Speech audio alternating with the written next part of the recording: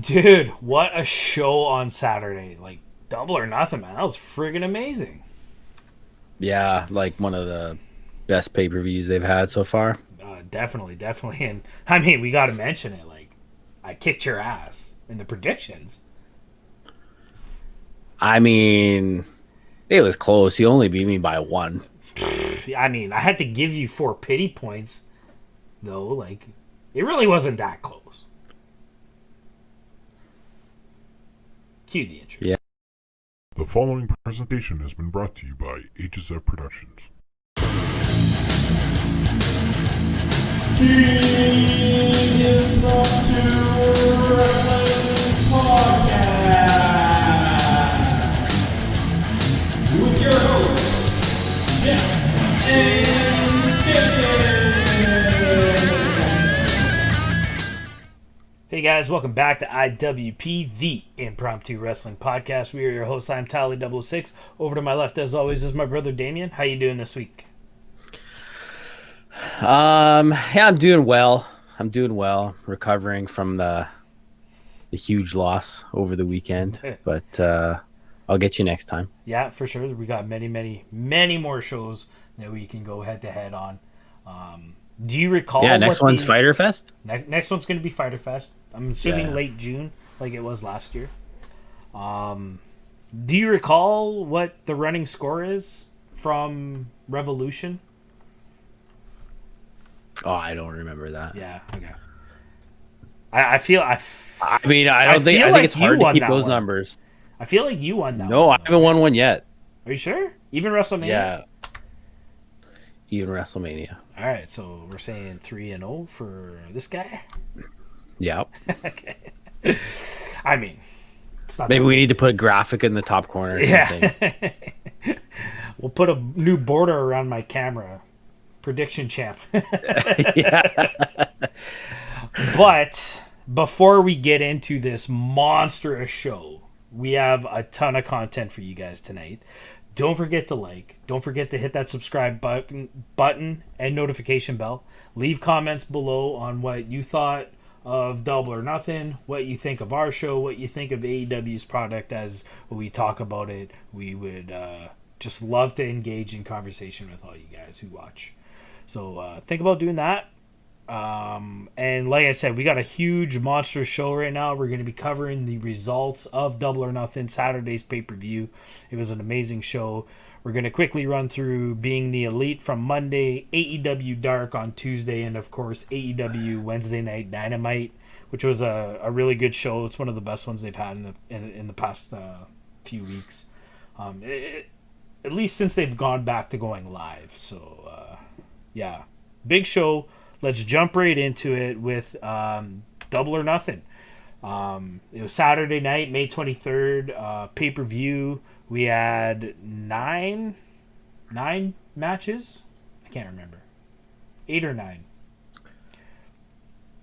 9. They're all really good. It's 9. It was nine great matches. They're all really good.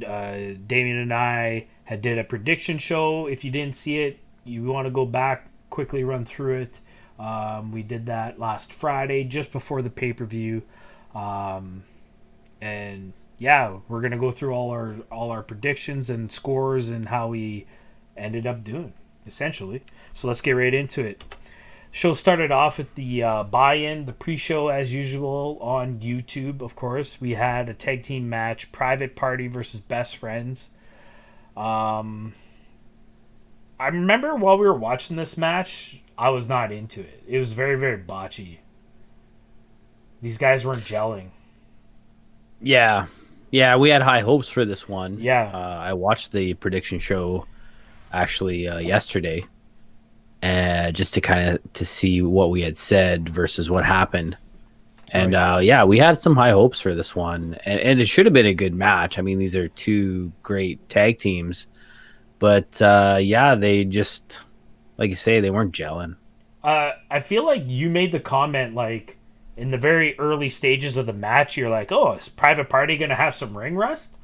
And I was like, "Well, no. I mean, we saw them on Dark the week before. they were, messing around in the backyard. They'll be good. And yeah, there was definitely some ring rust on these guys. Tell us about the predictions and the result. How did this all go down? All right, I chose Private Party on this one because of the storyline. That it was the winner of this gets a shot at the belt. Yeah, they were going to be number one contenders. Yeah.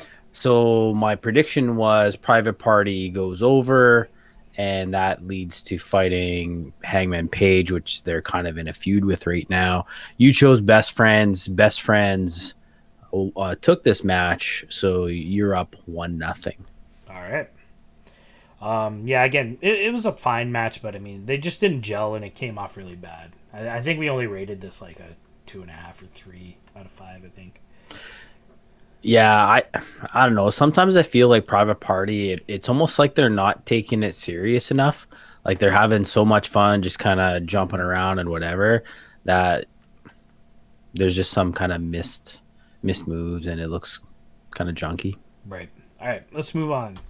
First matchup of the official match card for Double or Nothing was the very highly anticipated Casino ladder match, aka parentheses Money in the Bank ripoff match.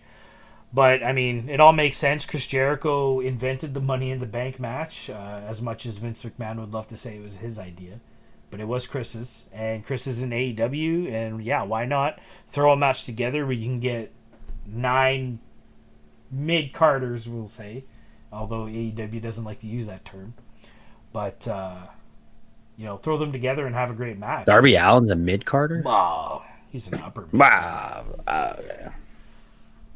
Just kidding. If he was a top guy, he'd have a belt, and you don't want to get me started on that. Yeah, no. Moving on. Okay, so Casino ladder match. Like I said, basically a Money in the Bank. They had a poker chip hanging above the ring. The one who grabs it's going to be number one contender in line for... Well, maybe I shouldn't say number one contender, but they're going to have a contract for a match against AEW World Champion, whoever that may be at the time. This isn't a Money in the Bank situation, though, where you can just cash it in anytime. There's going to be a set date and all that stuff. Could you imagine if the winner had to carry on that poker chip? I think they would have took some more time with the design. I feel if that was going to be the case, because you got to think a backpack you have to wear on your back. Yeah, you're not allowed to take it off, or else anybody who possesses it. That'd be cool. Yeah, 24/7 championship. There's an idea. Anyways, so let's quickly look through the competitors we had in this match. We had Frankie Kazarian, Scorpio Sky, Darby Allin, Orange Cassidy, Luchasaurus. We were supposed to have Rey Fenix, but he was injured on the Dynamite before, and I believe in the prediction show I was like, yeah, why isn't Joey Janela in this match? If he was to be replaced by anybody, it should be Joey Janela. Kip Sabian and Colt Cabana, as well as a mystery competitor, which is kind of the big center, focal point of this whole match. Joey Janela ended up being the replacement for Rey Fenix. What did you think of this match layout and how they did it almost Royal Rumble style? Do you think that's better? I mean, it wasn't terrible, but it might have been better if they all started together. I think I mentioned it while we were watching. I was just like, it makes sense why they're doing it, because the mystery competitor is going to be at the end of the match. Like, he's going to be the last one that comes in, right? Right. If everybody's in there at once, I don't think you can pull off the mystery competitor. Unless you just do it through intros, but that's not as dramatic, I suppose. Yeah. What were you going to say? Yeah, it's good for storylines as well. Frankie and Scorpio started it, so they have to, kind of wrestle each other, and you get a heel come in, and then you get the face come in who's in a feud with that one. So I mean, it worked out. it wasn't bad that it went that way. Interesting. Going into just before the mystery competitor is revealed to us, did you have like a standout star, someone really took hold of the opportunity to make themselves shine in this match? That's a good question. I really think Darby Allin, if I have to give props to anyone, he's the star that always seems to shine in this style of match. So I think he was killing it before the mystery guy came out and really made it seem like he might be the guy that would win it. Yeah, he took that crazy bump where he climbed the ladder with his skateboard and he was gonna do the skateboard stomp on Frankie Kazarian, but he gets out of the way at the last minute and man, it looks like he dings his shin right on the side of that ladder, eh? Yeah. That looked nasty, and he was down for quite a while after that. But I mean, he does make a comeback. A personal standout for me was Orange Cassidy, just using his character. He'd be my second one. Yeah, like he didn't. I mean, he did a bunch in this match, as he always does. But I mean, he had to get his stuff in, which I love, and it's a good, it was just a nice sprinkle of dressing on the salad, if you will, of a ladder match. It wasn't the focal point.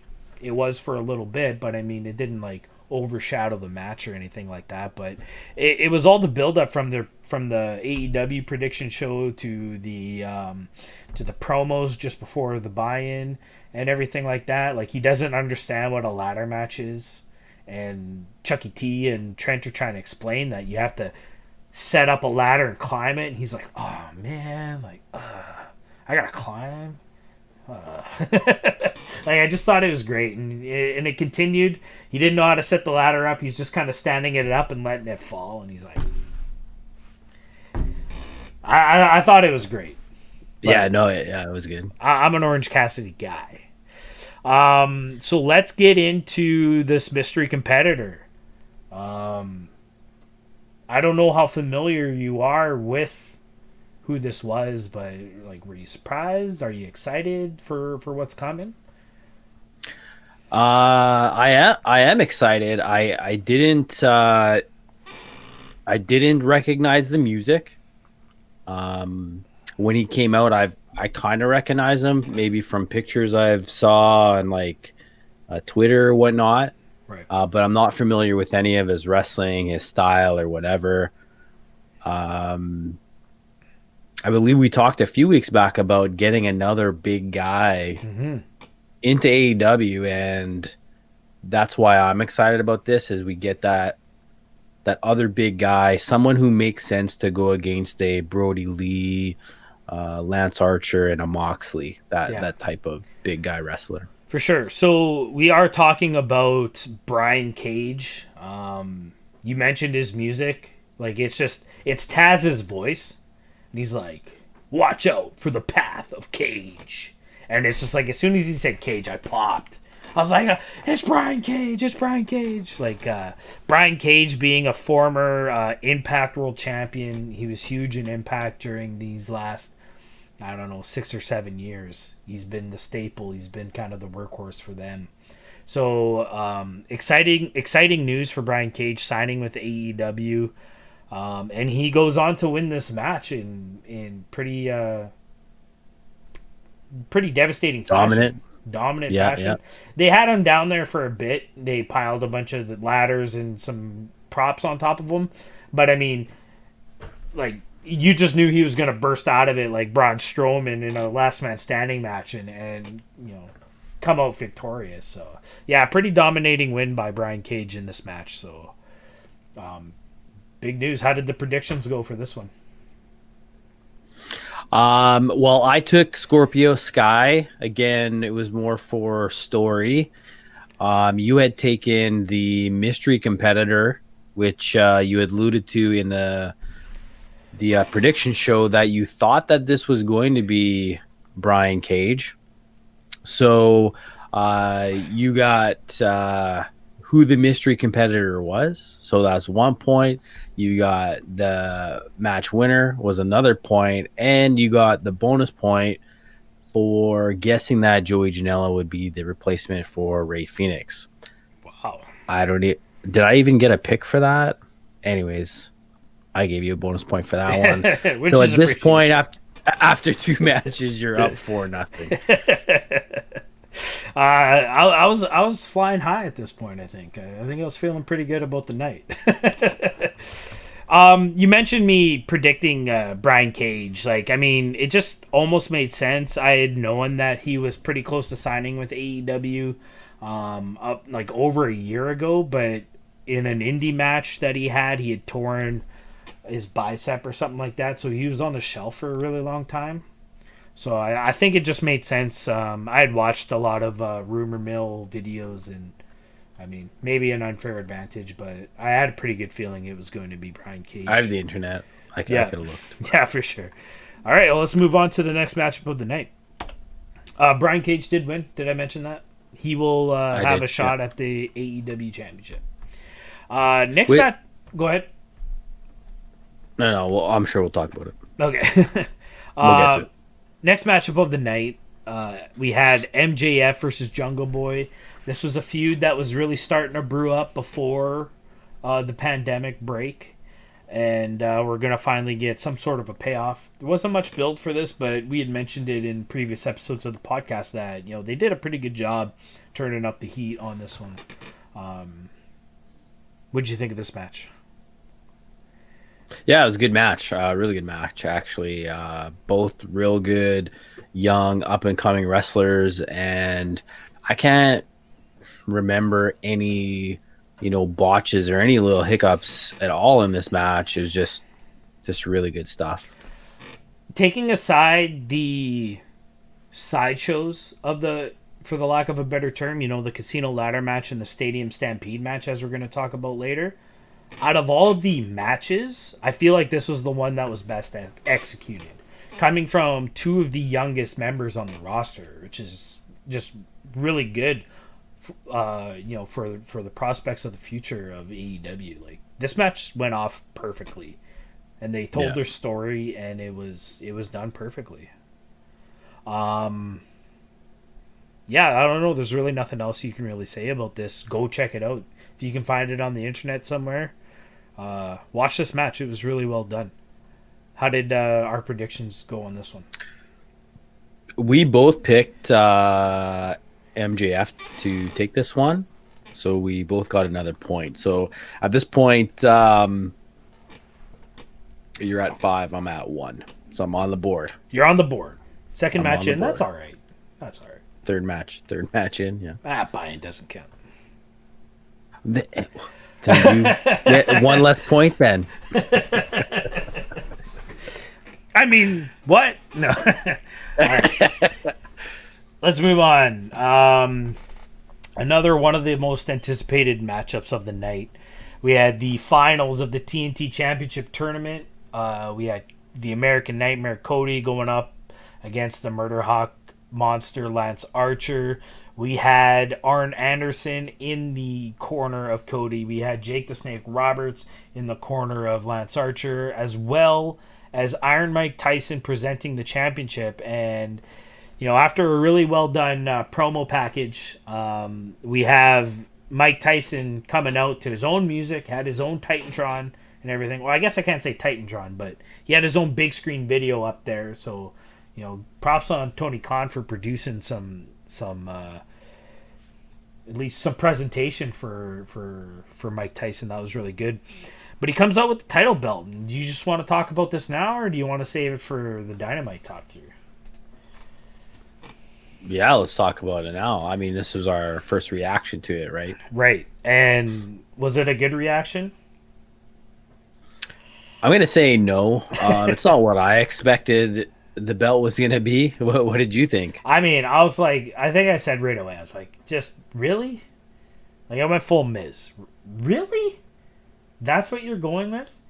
And I don't know if it was because Mike Tyson was holding it, but I'm like, man, this looks like one of those cheesy boxing belts. where they just like your local trophy maker could make a better championship belt than that.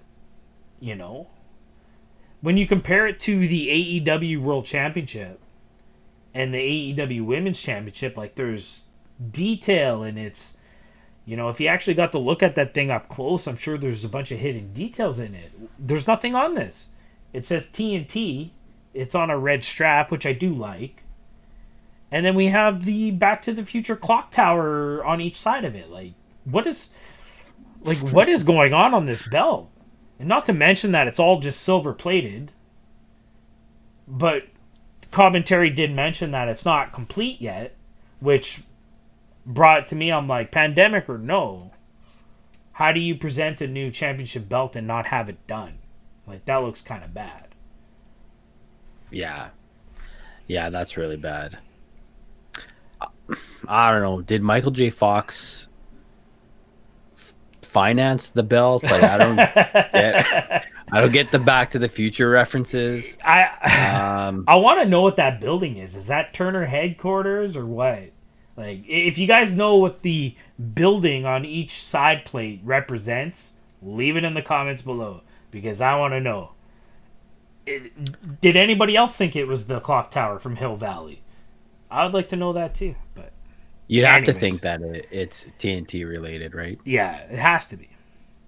Anyways, not what we were expecting. We are expecting some final touches, at least. There's supposed to be some gold being put in there.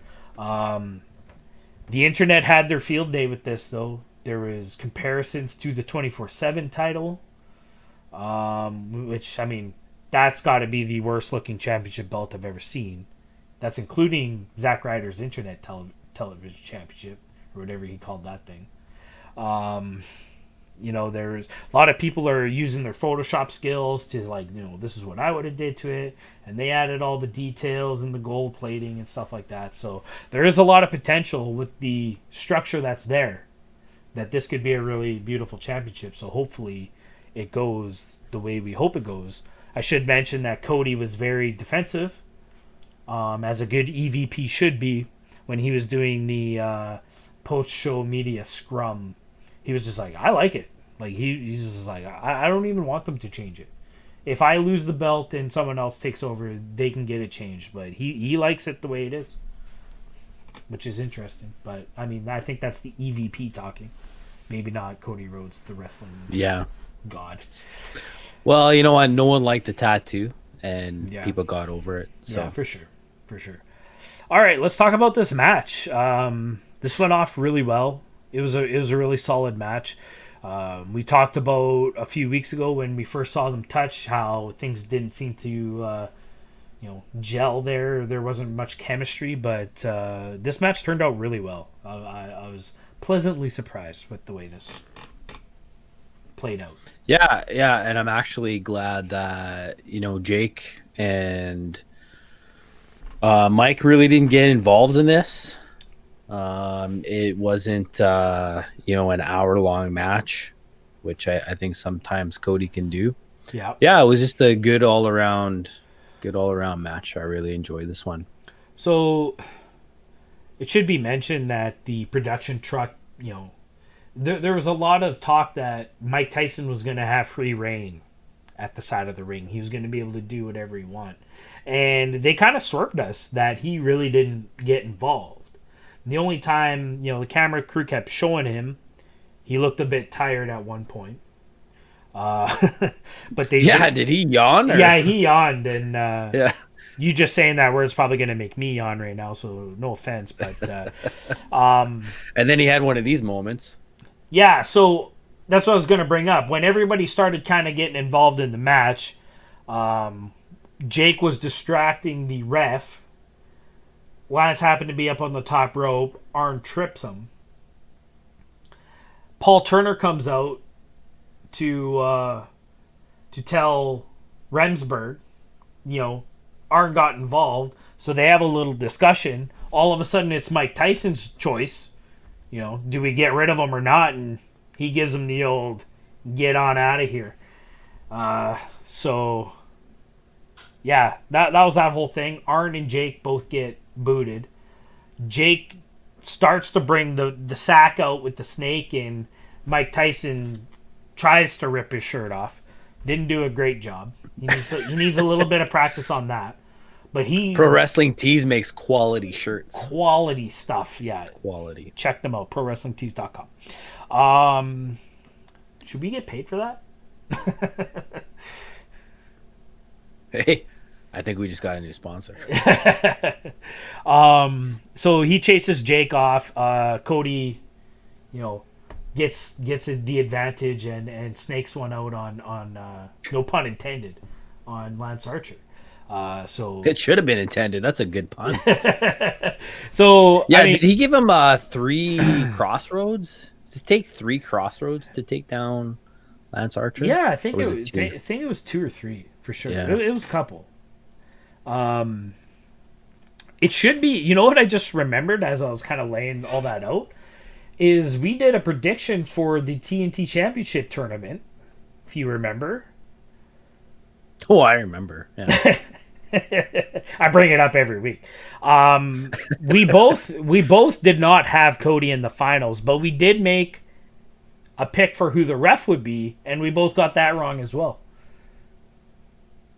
Oh, I don't even remember. I figured it was going to be Paul Turner, and he does make an appearance. I don't know if that's a 0.5 or not. Oh my God, you and your extra points, man.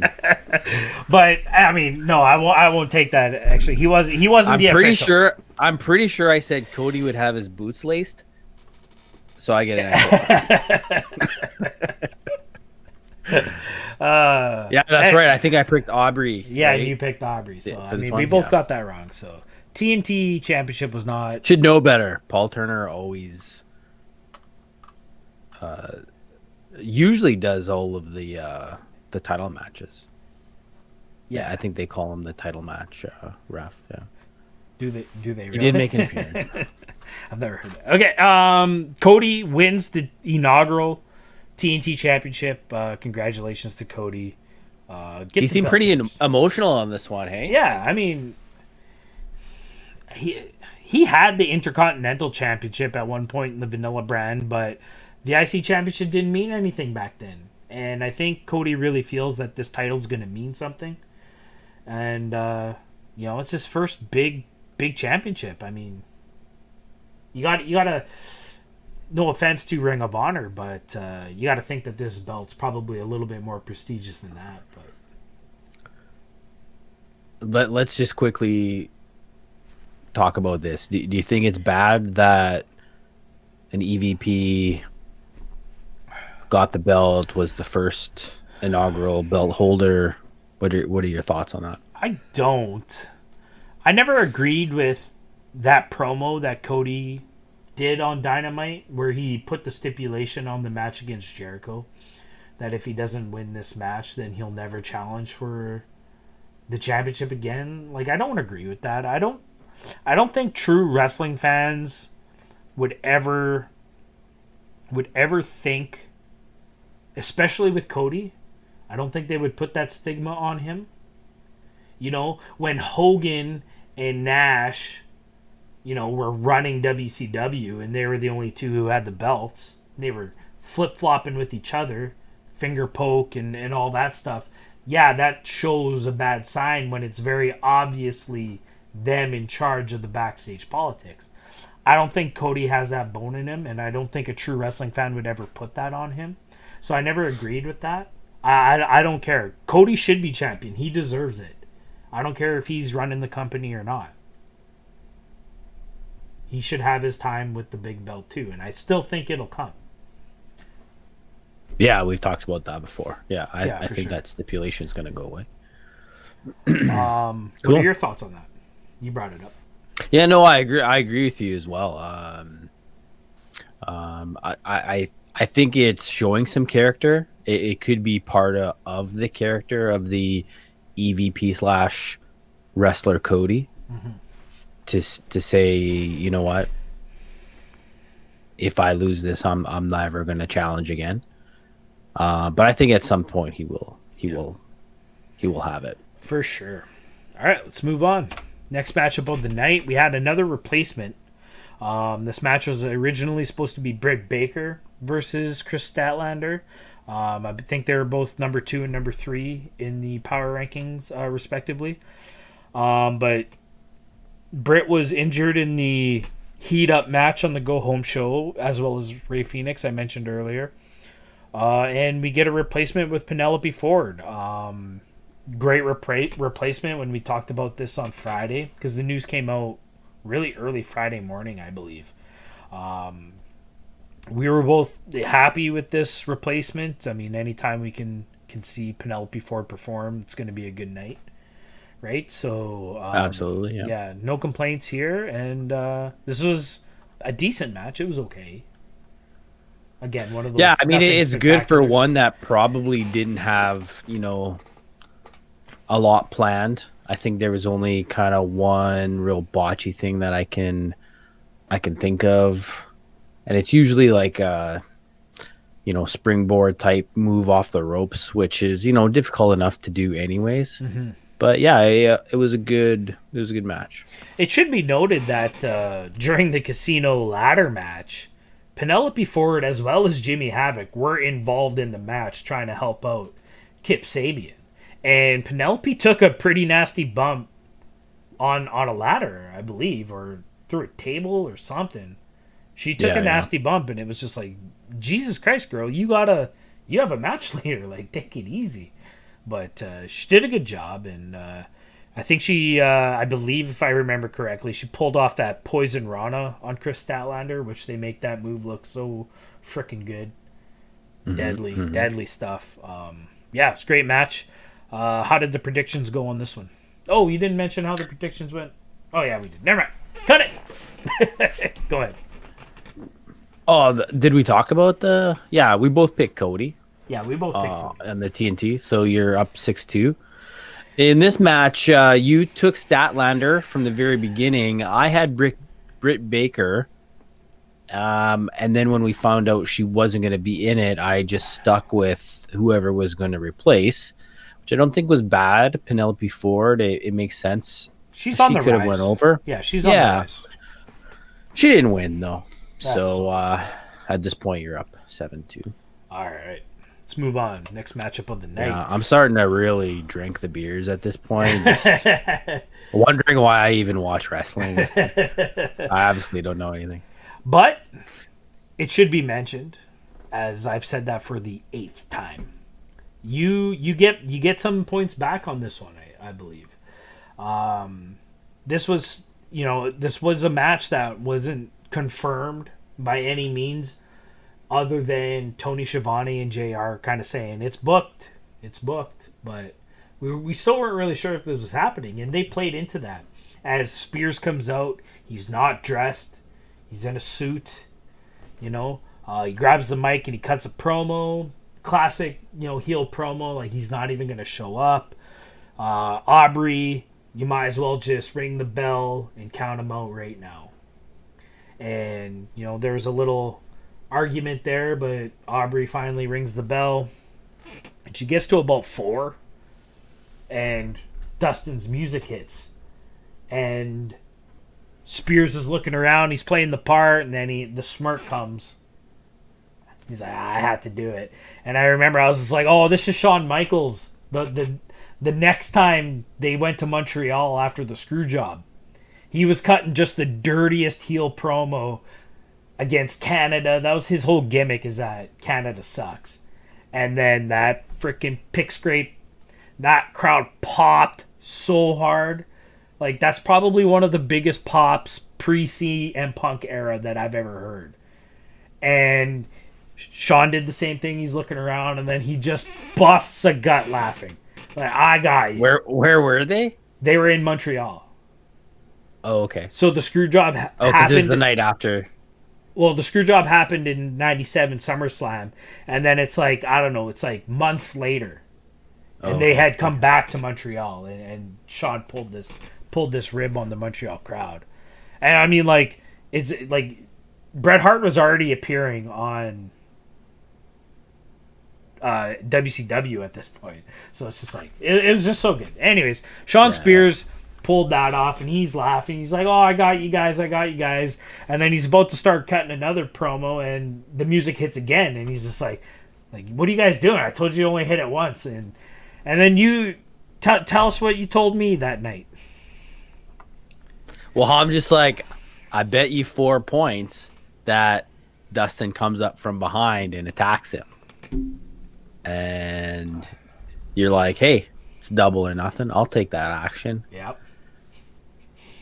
And then sure enough, that's what happened. Yeah. The camera kind of zoomed out a little bit, and Dustin was already in the ring. Spins him around, and it was pretty much a squash match from there. I mean, it was a comical match. You know, Dustin was ripping the suit off. Spears is wearing boxers with Tully Blanchard over his crotch, and he does the whole "I'm embarrassed about this" thing. But essentially, Dustin ends up getting the 1, 2, 3. I think he did a couple of his finishing moves here.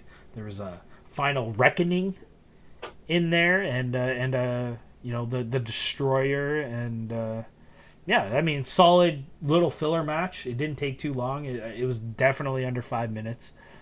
And how did that go? We kind of assumed that this match was happening, so we made some predictions on it. How'd that go? Yeah, how did that one go? We both picked Shawn Spears. Yeah. Which I still think he deserves better, but he showed his ass on TV and got spanked. Yeah. Yeah, I don't know. So we didn't get any points on this one, but I got the 4 bonus points. So it's back to a race here. 7-6 for you at this point. Wow. So now I'm smiling again. The beer's tasting good. I watched way too much Last Dance. I was just on a gambling high at this point, I think. Yeah, do you think we were playing quarters or something? Or just all loosey-goosey with the money? I was.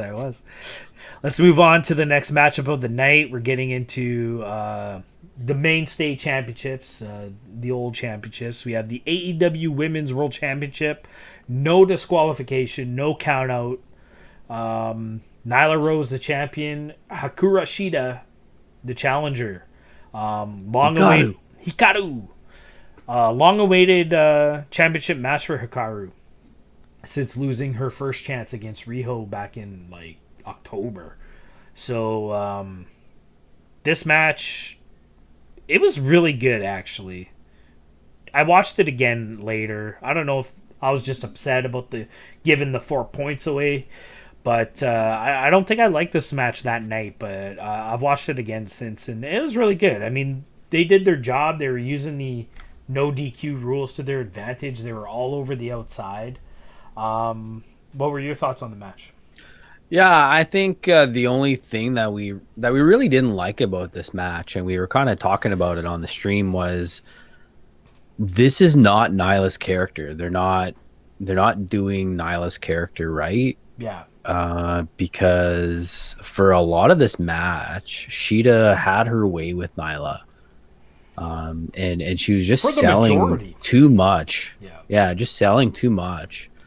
So I think if they would have changed that aspect of the match, it could have even been better than what it was. But yeah, like it wasn't terrible. And we have a new champion, which is good. I like title changes. So yeah. Yeah, I agree with you. Like, it's just Nyla needs to protect her own character, I think. And when things like this are brought up to her, like, I mean, we don't know what's going on in the backstage, but I mean, I feel like she has to say, this isn't right, you know, for Nyla Rose. The finish made sense, you know. There was a kendo stick shot to the side of the face, and Shida gets the 1, 2, 3. Like, that makes sense, but did Shida need to beat the living piss out of someone who's twice her size for 20 minutes, essentially? to get to that point. Like, no, like Nyla could have very well just thrown her around and imposed her will, and then have that ending, and then it's a shock, like, oh my god, she actually pulled it off. Instead of it's just like, this is not happening for Nyla tonight. Like, that was just so obvious. Like, more like the Cody Archer match, right? Like, Lance Archer is the bigger guy. He dominated for most of that match. It needed to come off more like that, I think. Yeah, for sure. It is what it is. How do we do on our predictions? All right, in this match, you chose Nyla Rose as retaining. I chose Shida as being the new champion. So I scored a point on this one, and we are tied 7-7 going into the last two matches. You know, after giving away 4 points and then losing this one, I'm pretty sure I was pissed. I was pissed off. It's garbage. Yeah, this was Darby Allin. Yeah. TNT Championship Tournament all over again. Okay, let's move on. We have the AEW World Championship. Jon Moxley, the champion. The Exalted One, Mr. Brodie Lee, the challenger. This match was a little underwhelming, but it was still good. It was still a really good match. I just feel like they could have did so much more with this one. But again, I'm going into this match after the 4-point debacle and whatnot, so I don't think I was watching this one with as open eyes as I should have. But it was a good match. No, I think you're right. I think it needed to be a little bit more of something, and I'm not sure what that something needed. Like there. Did we have color in this one? Was Brodie showing color in this one? I think he was, right? So it's not even a showing color thing. Maybe an interference. The ref had the gloves on at one point, I believe, for this match. So yeah, I think there was some color. Yeah. But I mean, there was one point in this match where they were outside for like 8 minutes. There was no count out. It was a slow count. It was a really slow count. And yeah, it's 1 count a minute. There are ways to do that kind of thing. You know, back in the 80s era of wrestling, you used to do the roll in, the half roll in, and come out to break the count. And the commentator's like, "That's a veteran move. He broke the count." Like, so you can do the outside wrestling. It's just throw that in. Like, keep it within the constraints of the rules. If you're gonna try to brand your company as this real sporting events and keep records, and you keep shoving that statement in our face, we can't have shit like this. There are ways to work a match. That's a good point. Within the context of the rules of pro wrestling. So I mean, just a little advice for the next time they want to do that kind of thing.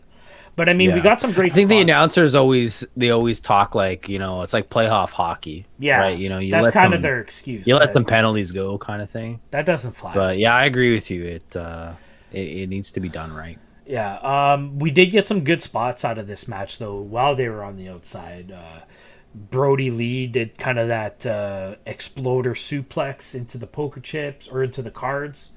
We got that paradigm shift off the stage through the stage, which was really good. Good match. It could have been way better. It could have been executed a little bit better, but still a great match. Can't go wrong with Moxley. He's entertaining. It takes someone. Yeah. It takes someone pretty special to make a Moxley match look bad. Right. And we'll talk about him in a minute. How did the predictions go on this one? Well, you know what? You were pretty chapped after the last one, because if we looked ahead at the next two matches, we both had the same pick. So we're destined for a tie. We both picked Moxley as retaining here, although we did have a bit of an argument that, a Brodie Lee win would make sense here. Yeah. I stuck with Moxley, so we both got that one, and it's 8-8 going into the Stadium Stampede match. And you mentioned that we both had the same pick going into this match, being the Elite, I believe.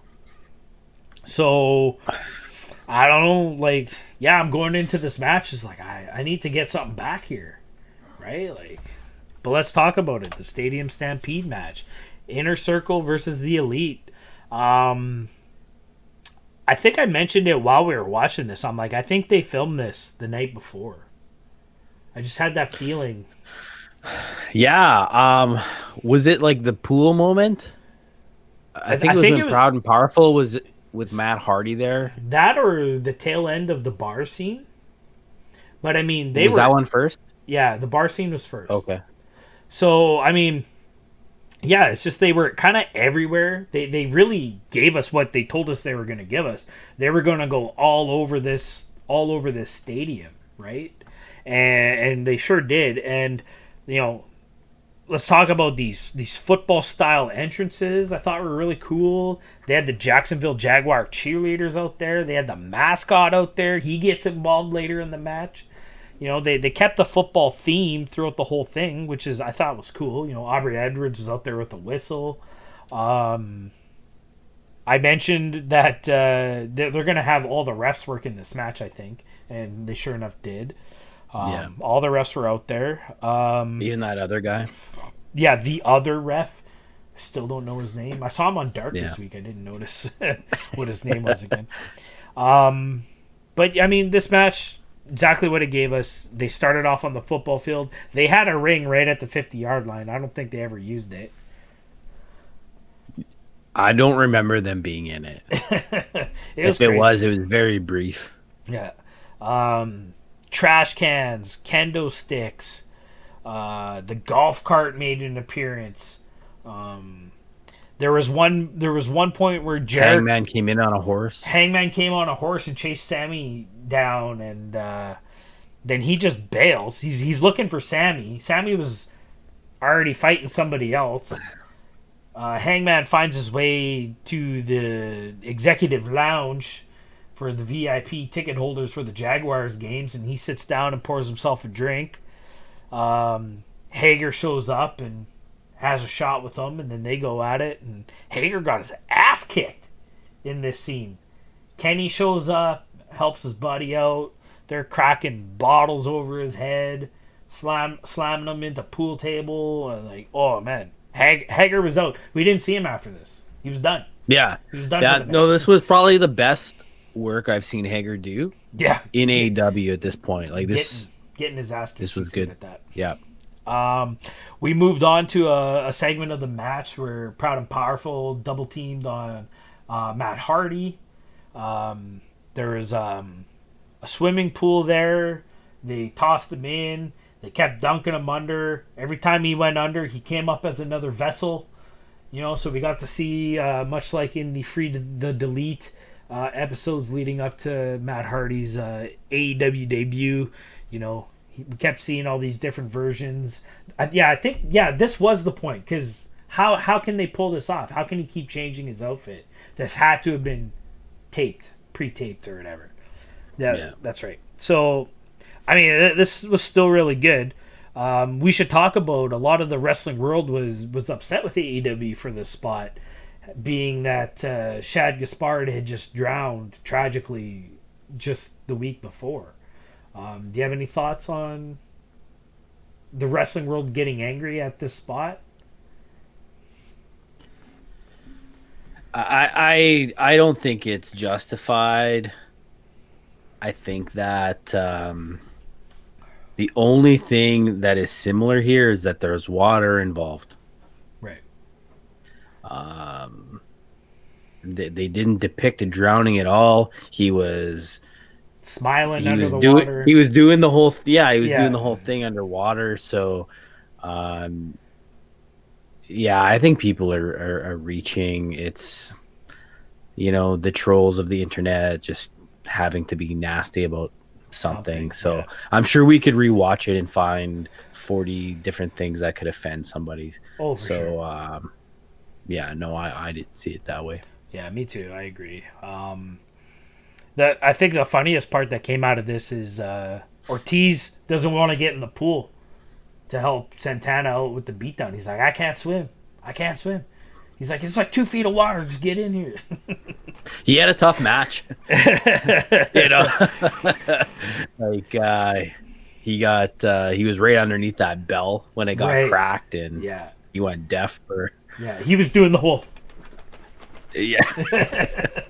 Yeah. It was a good, like, this match had everything. It had the hardcore wrestling. It had some pure wrestling. It had some comedic wrestling, you know, and yeah, it was just really well done. As we got into nearing the end of this match, I should note that this was almost a 40-minute match, which is kind of wild. Jericho and Sami were battling against the Young Bucks mainly at this point. Jericho tried to get the pin on one of the Jackson brothers, and the kickout happens at 2, keeping in tune with the football theme. He pulls out a red flag and challenges the play. And Aubrey's just like, what are you doing? He's like, I challenged the play. I want to see the replay. That was 3. That was 3. So they go under the booth. Sure enough, the play is ruled as on the field, and the match continues. I thought it was good. And then we have the Young Bucks setting up a ladder, and I mean, I called this at the beginning of the match. Forgot to mention, but I'm like, someone's doing a moonsault off the goalposts. And as soon as Nick and Matt grabbed that ladder, I was like, oh, here comes the points, baby. What'd you think of that spot? That whole moonsault off the goalposts? I think it had to be done. They were pretty much everywhere else in the arena. It was the only thing they hadn't used other than the actual wrestling ring that was at the 50-yard line. Yeah. Yeah, I know it was like, I don't know how high those things are, but it looked pretty deadly. Good camera angle, so good on I think they're 10 the production feet. team I to set think- all that up. Only 10 feet. Yeah, I think JR said that. He's like, the goalpost is 10 feet off the ground. Which makes sense because you always see the football players dunking on it and stuff like that. So, and then the ladder was taller than the goalpost. So, yeah, it makes sense. But yeah, and then we get into the end. Matt Hardy and Kenny Omega, they find the golf cart. Sammy's like at the 30-yard line, and he's just like, "Oh no, not again, not again!" And he sprinted that whole football field as they chased him down. He thinks he's safe. He Lambo leaps up into the stands, but Kenny and Matt chase him down, and we get the ending, like the one-winged angel off the, I don't know what you want to call it, out of the stands onto the field level through some kind of makeshift It's box. kind of the top of the tunnel, right? Yeah, where the teams would come out from the locker rooms and stuff like that. Yeah, It was a like crazy that spot. looked pretty high. Yeah, very well done. Very well done. Yeah, it was a great match. The Elite win. How did we do on the predictions there? We both picked the Elite. Yeah, so we both picked the lead on this one, but you got the +1 for the moonsault off the goalpost. So with no time remaining, you got the extra point. It was a Hail Mary pass. Won this pay-per-view by 1 point, 9-8. Good stuff. Still undefeated. Yeah, like I said, if you guys haven't checked out Double or Nothing yet, it's come out this week that it is the best buy rate for an AEW pay-per-view in their history, in their short history. So, being that the fans weren't going to be there and the whole pandemic and whatnot, you could argue both ways that that's probably why it did so good. More people are at We had a new home. championship, I think, led to it. And then Yeah. also, I think Mike Tyson had some I think he had a lot to probably do it. buying power here as well. I can only imagine if this went down in Vegas, how hot that crowd would have been. We would have been there, man. We would have Oh. been there. Hopefully. Someday we'll get to Double or Nothing. Double or Nothing or All Out. Which one would you rather go to? Vegas or Chicago? I think Double or Nothing. You think Double or Nothing's going to end up being their WrestleMania? That's going to be their mainstay show where they pull out all the stops. It definitely has that feel. It was the first official show. Yeah. And it's Vegas, right? It's all about larger than life. I don't know. Chicago. Yeah. When's the last time they won a cup? Like less than 10 years ago. It wasn't last year. Ain't gonna be this year.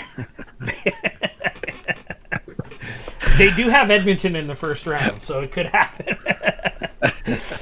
Okay, good stuff. Yeah, again, go check out Double or Nothing if you haven't already. It was a really good show, and yeah, suggest watching it. I'm glad I got another tick under the belt.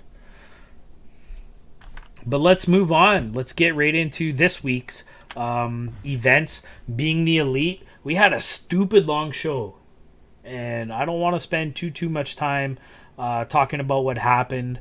But you know, it started off with Nick and Matt Jackson playing a rib a little bit. There was the leaked costumes of the Revival as they were exiting out of WWE. Sorry. Vince gave them one last gimmick on their way out, and the Young Bucks kind of put that ensemble together to play a little rib on the Revival, which I thought was funny. Christopher Daniels and SCU were kind of the mainstay of this episode for some reason. It was all about who Christopher Daniels was, his, who he was giving his support to in this casino ladder match. Really, I mean, it was funny, but it really didn't come off very well. We also had the Zoom call with Kenny and Colt. It was very clear that they were in the same room. Like, you could literally hear Colt from the other room on the, and that's the payoff, is that Colt was in the bathroom the whole time. But I mean, it was pretty obvious what was going on. It was fine, whatever. Yeah. The main focus of the show, though, even though the show is called Stadium Stampede, was this funeral for Vanguard 1 held by Matt Hardy. I really think Cody stole the show on this bit. He was hilarious. Yeah, I thought so. It's my favorite part of this. Yeah. And I mean, this is not the first time they've done this on BTE. Right. They had done this in episode 109 with the funeral for Joey Ryan, which had a lot of the same... Full name? Famous dick wrestler, Joey Ryan. Right. Sorry, I apologize. I apologize to Joey Ryan for messing up your name. So I rewatched this one today, and it had Cody, SCU, Young Bucks, like pretty much all of the same people that they had in this one. Okay. What did you think about this segment? It started off really well, and then it dragged and dragged and dragged. And I was starting to really, I mean, much like the couple of the last episodes of BTE, it's just things just go on a little too long, and then I almost, the joke's over. You guys have jumped the shark on this joke. Like, let's move on. But then they reeled me back in with Hangman. Hangman's having a beer in the back. He's getting a little drunk. And at one point, Peter Avalon goes up to the front to read his eulogy because he says he can do a better eulogy than Brandon Cutler, keeping that whole gimmick going, which I love. And who's sitting beside him? Scorpio Sky? Yeah. And he's like, hey, who is that? He's like, it's Ruby Riott. What are you talking about? And then they did such a good job of going right back to a nice tight cut shot of Peter Avalon. And I'm like, yeah, he looks like Ruby Riott. They might be brother and sister. I don't know. And someone looked that up. So someone took the time to I don't know if Peter Avalon had Ruby Riott's gear or if someone photoshopped it, but they put Peter Avalon in Ruby Riott's gear, and I mean, it's the same person. Like, you saw a picture of this? I saw a picture of this, and if I would have, I would have it up on the screen right now, but I'll try to find it on Twitter. It's on All Peter right. Avalon's Twitter. Go check it Okay. out. Gotta Amazing. retweet that. Yeah, the whole long pant leg, one short, exactly the same. I think my favorite part of this was Frankie Kazarian's like just saying, you know, this is so dumb. Why are we doing a funeral for a stupid little Frickin' machine? Yeah. Yeah. And you know, Cody's trying to like, you know, quiet down or whatever, and Matt's like, you know, come on guys, like be respectful. And Cody's like, Frankie, no, I understand, like you know, I think this is dumb too. And then Matt Jackson comes over to Cody and he says to him, are you even in the Elite anymore? And then Cody goes, are you even at a funeral? Look at your clothes. You're dressed like Tommy Bob. Look how you're dressed, Tommy Bob. Yeah, he had like That's the what he muscle said. shirt on and shorts, and had his Oh, sunglasses on man. and stuff. Yeah, Like, and if you weren't listening carefully, because it just happens like so fast. Yeah, just watch this BTE for this segment. So much, you know, Cody telling Frankie to stop jerking off because he's just like, you know, like all this is so stupid. And Frankie gets thrown out by Rick Knox. So Rick Right. Knox is there and he gets thrown out, even counts him out. yeah. One. Yeah. Yeah, it was good stuff. It went a little long. I think they could have edited it a little bit better to get all those funny parts in. But like I said, the middle part was a little slow. But they did bring us back in with those end little bits. It was really fun. Yeah, you know what the actual worst part about this, I feel, in my opinion, was the Matt Hardy bits. Yeah. I think that's what really slowed it down. And usually he's like the best part of the bits, right? Right. But yeah, I didn't like his parts in this one. Yeah, rare miss by Matt Hardy. We got a tour. Oh, sorry, I'm missing a spot here.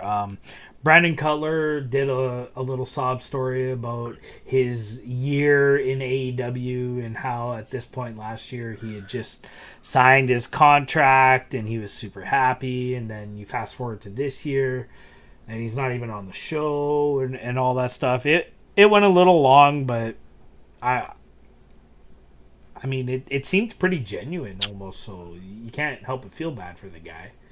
But do you think this was still in character? I think it'd have to be. Yeah, I think so. I don't think that he really expects that he's a pay-per-view roster guy yet. Yeah. Yeah, no, I think he was going back to his Peter Avalon Biggest Loser bit, yeah. Okay. We got what ended up being part one of the private party match against Bones and the Teddy Bear. This is not what we expected. We were really disappointed with this. I remember when we were watching this. It was fine, but I mean... Yeah, I mean, it was confusing. When you first watch it, you have to like kind of watch it again. Right. It was cut a bit weird. And it wasn't like the matches they had on prior episodes. Those looked so much better than this one. Right. So, yeah, we'll see what happens in part 2. Looks like they're going to be facing the Bear. Right. It In that ended one? off with they were jumping in an Uber to get out of there, but the Bear was driving, and I think it was a missed opportunity. I can't remember what exactly the Bear said, but what he should have said as he turned around was, "Where do you think you're going?" I think that was a missed opportunity, being the Elite and everything.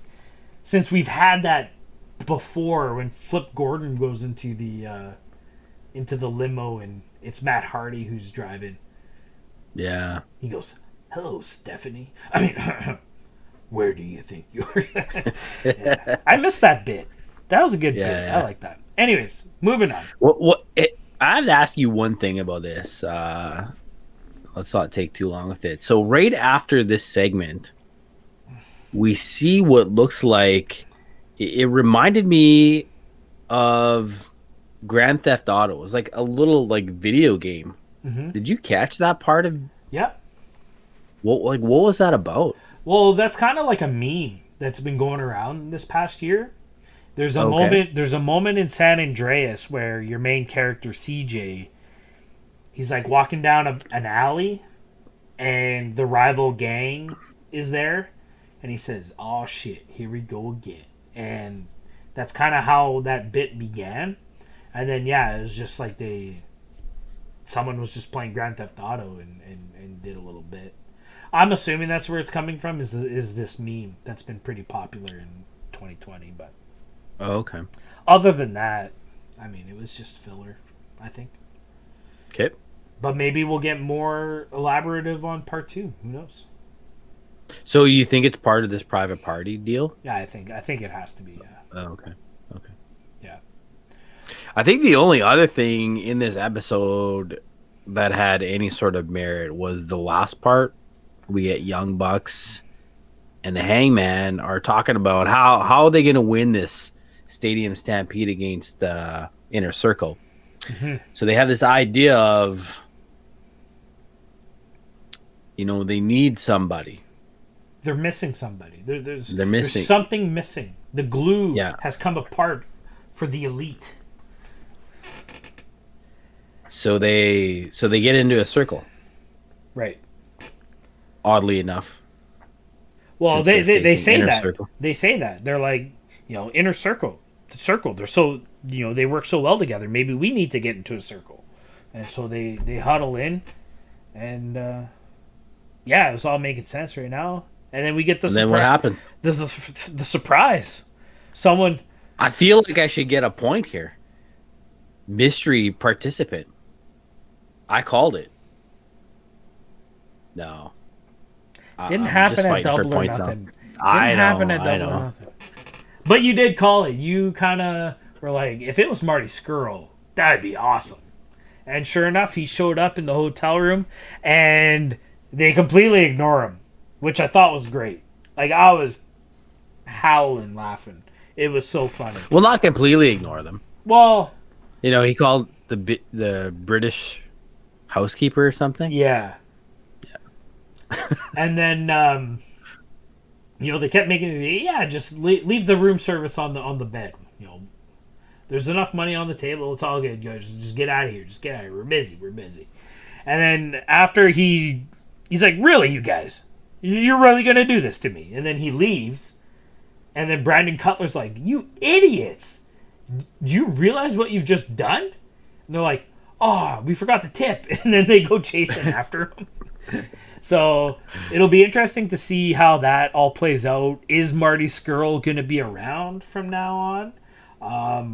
I know he re-signed with ROH. He's still working with NWA, with Billy Corgan's company and stuff like that. So I don't know if he's available, but I mean, it was a cool appearance. Hopefully we get to see more. Marty's the best. I miss the villain. So do I. But yeah, not their best work, BTE, but definitely some highlights. Check out that funeral spot. Fast forward through the Matt Hardy stuff. And the last spot with Marty Skrull making a return to BTE was really great. Let's move on to AEW Dark, episode 35. What kind of matches did we have this week? This is so another huge episode, 9 matches. I'll just quickly go through what we had here. We had Dark Order versus the Natural Nightmares, with the Natural Nightmares taking that match. We Dark had Order, Michael. I forgot to mention on the notes there that the Dark Order was represented by Long John Silver and Alex Riley. Oh, okay. So we still haven't seen Uno or Grayson. Yeah, we haven't seen. Yeah. We had Michael Nakazawa and Brandon Cutler. Is Brandon Cutler going to get his first win in AEW? And he does not. Nakazawa takes that one. We had Peter Avalon versus Jungle Boy, with Jungle Boy the winner in that one. We had Sir Pentico versus Christopher Daniels, with Christopher Daniels taking that one. We had John Schuyler and Brady Pierce versus Sonny Kiss and Joey Janela. We haven't seen Sonny Kiss really a lot lately. I haven't seen him since that last time he tagged with Joey Janela in a dark match. So. So good to see him. Sonny Kiss and Joey take that one. Then we had Tony Donati and Fabu Andre. Is that how you say that? Fabu. Versus Jimmy Havoc and Kip Sabian. Forget what did they call their little clip there? I watched that whole match twice, trying to find if they called them something, and I couldn't find it. Okay. So I don't know if that's something that was in the last week's episode. I think it was the last Dynamite. We made fun of it. Yeah. So Jimmy and Kip take that one. We had Mr. Grimm, who we haven't seen before, making his debut in AEW versus Wardlow. Wardlow taking that match. Lee Johnson, who we've seen actually quite a bit. Almost every show now we see Lee Johnson. Really liking this guy. Versus Colt Cabana, with Colt Cabana taking that match. We had Keelan King. This is a debut match. Did I say that right? Yep. Keelan? Yeah. Versus Penelope Ford. Penelope Ford taking that match. And in the main event, we had Shawn Dean and Alan Angels versus Best Friends. With Best Friends going over in that one. So a couple things that I wanted to bring up with this episode of Dark was after Brandon Cutler dominated that match. This is the best Brandon Cutler's ever looked in a match. He was controlling the pace. He was doing everything. And he got a little too cocky. He actually calls for the count out on Nakazawa and then goes out of the ring to inflict more pain. It's almost like he did a heel turn in the match. Okay. And he's beating up Nakazawa. And then when, I believe it's Aubrey. Is it Aubrey or Bryce? I think it's Bryce. It's Bryce Remsburg because he gets over. He sticks his nose in the story. Anyways. So he's at like an 8, 9, and Nakazawa pushes Brandon Cutler into the rail and jumps back into the mat, into the ring, and Brandon Cutler gets counted out at the last second. And the reason I bring this up is not because Brandon Cutler loses again, but because this is the first count-out victory in AEW history. Which I thought was pretty cool. That's why I have it in there. So, okay. Right away, Brandon's arguing his case. I was half in the ring. It shouldn't have been a count-out, blah, blah, blah, blah, blah. Peter Avalon comes out for his match right away, grills him on it. Peter Avalon ends up losing to Jungle Boy, of course. So I believe they're both 13-0 right now, or 0-13, I should say. Fast forward to the show, Lee Johnson is 0-8 in AEW. And he's only been on the card for a couple months. But like you said, he's been on every show. So I think Lee Johnson needs to get one on one of them in an upcoming AEW Dark. Like, that's how the story needs to go. So calling it right here for bonus point for next pay-per-view. Okay. No, I'm just joking. Okay, hold on. I need to start calling some bonus. Colt Cabana is going to come out with a headband in the next match. No, that's...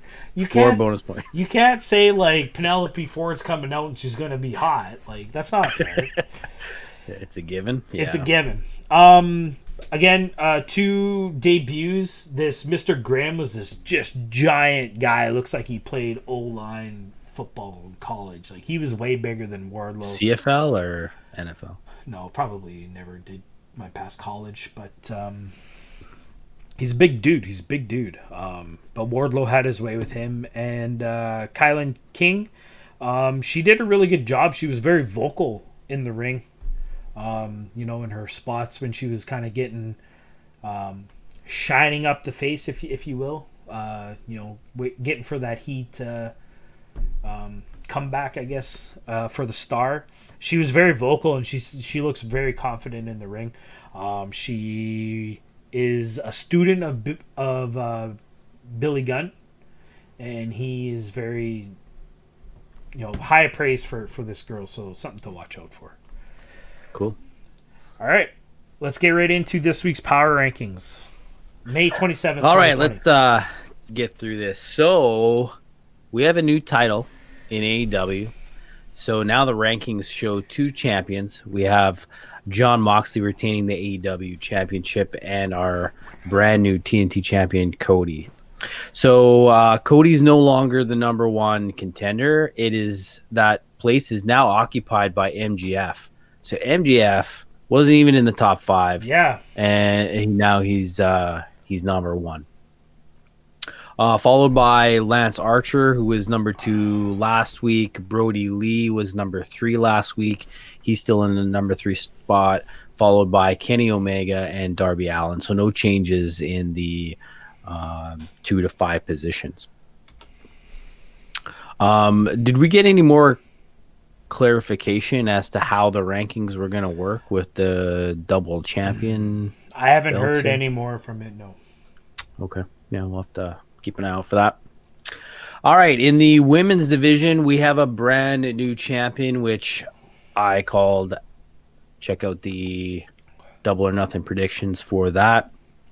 So that means that Nyla Rose goes down 1 position. She's now the number 1 contender, followed by Statlander, Britt Baker, Zakazaki, and Penelope Ford. And Rio finally out of the top 5. We haven't seen her.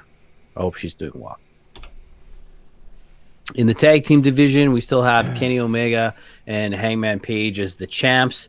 They didn't have a championship match at Double or Nothing.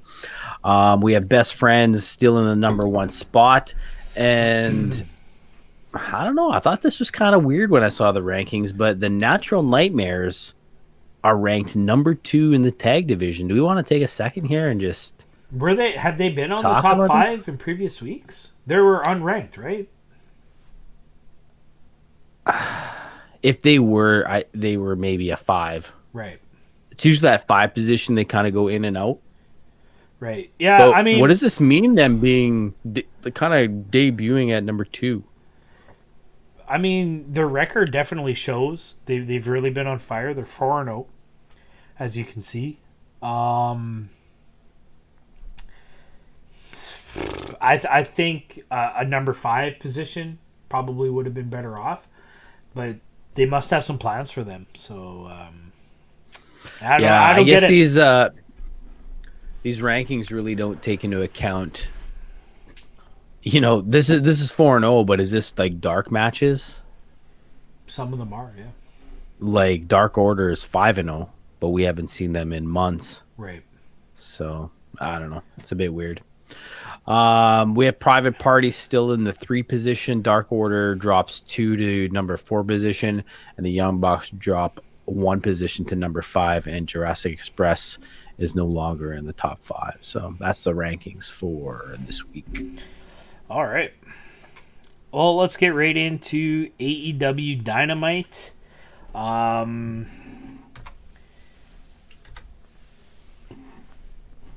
This show started off with a funny little bit. Inner Circle, they were outside in the loading docks, basically, and they had some boxes on the table, and it was the championship shirts for the Stadium Stampede match, and it's like, what the hell are we going to do with all these shirts? And thank God we didn't order a ton of them. And then Santana gives the bad news that he got a really good deal from his buddy in Queens or something, I think he says. And he lifts up the truck door, and it's a whole truck full of these championship shirts. And I thought it was a funny little bit. It's classic Inner Circle, right? Yeah. Ortiz. Are those on Pro Wrestling Tees? I hope so. I'd buy one. That'd be hilarious. Yeah. Stadium Stampede match winners. Inner Circle. Yeah, I would wear it. Ortiz selling the ears. Everything anybody said, he was, what? Sammy's in crutches. Yeah. The Inner Circle not in good shape to start the show. We also had a little backstage promo with the members of the Stampede, the Elite. We had the Young Bucks, Matt Hardy, and Kenny and Hangman. Kenny and Hangman said they need to talk about some stuff, so they're taken off to the hotel room to talk things out. And the Young Bucks basically say to Matt Hardy that they want to tag with a different vessel, if that's okay. And we got to see a couple of costume changes, a couple of vessel changes. So I think I had said this the first... when did we first see that? During the street fight. And how Matt Hardy kept changing his costume out, and he was a different version of Matt Hardy every time. That seems to be sticking true. This is going to be kind of the character. He's going to kind of flip back and forth between all these characters. So I'm really excited to see that. Essentially, they wanted like the true first version of Matt Hardy pre-Team Extreme. You know, that was a little bit more Young Bucks-ish, and Matt Hardy came out in the real skinny tights and had the headband on, and it was Matt Hardy circa 96. It was really cool, and it fit with the Young Bucks. And we get right into the first matchup of the night. It's going to be Private Party teaming the Bad Boy Joey Janela versus the Young Bucks and Matt Hardy. What did you think of this match? I thought it was a good match. I think that Private Party did a lot better than they did at Double or Nothing. Everything was clicking. There was chemistry with everyone. Joey he's probably like the star of this match for me. I thought he did really well. I liked his cool ponytail. It really looked, he had like braided something about him or something, eh? Yeah, and just the beard, it just, he was like a Viking on a tear. It was just real cool. Yeah. What'd you think of it? It was really good right up until the last little bit.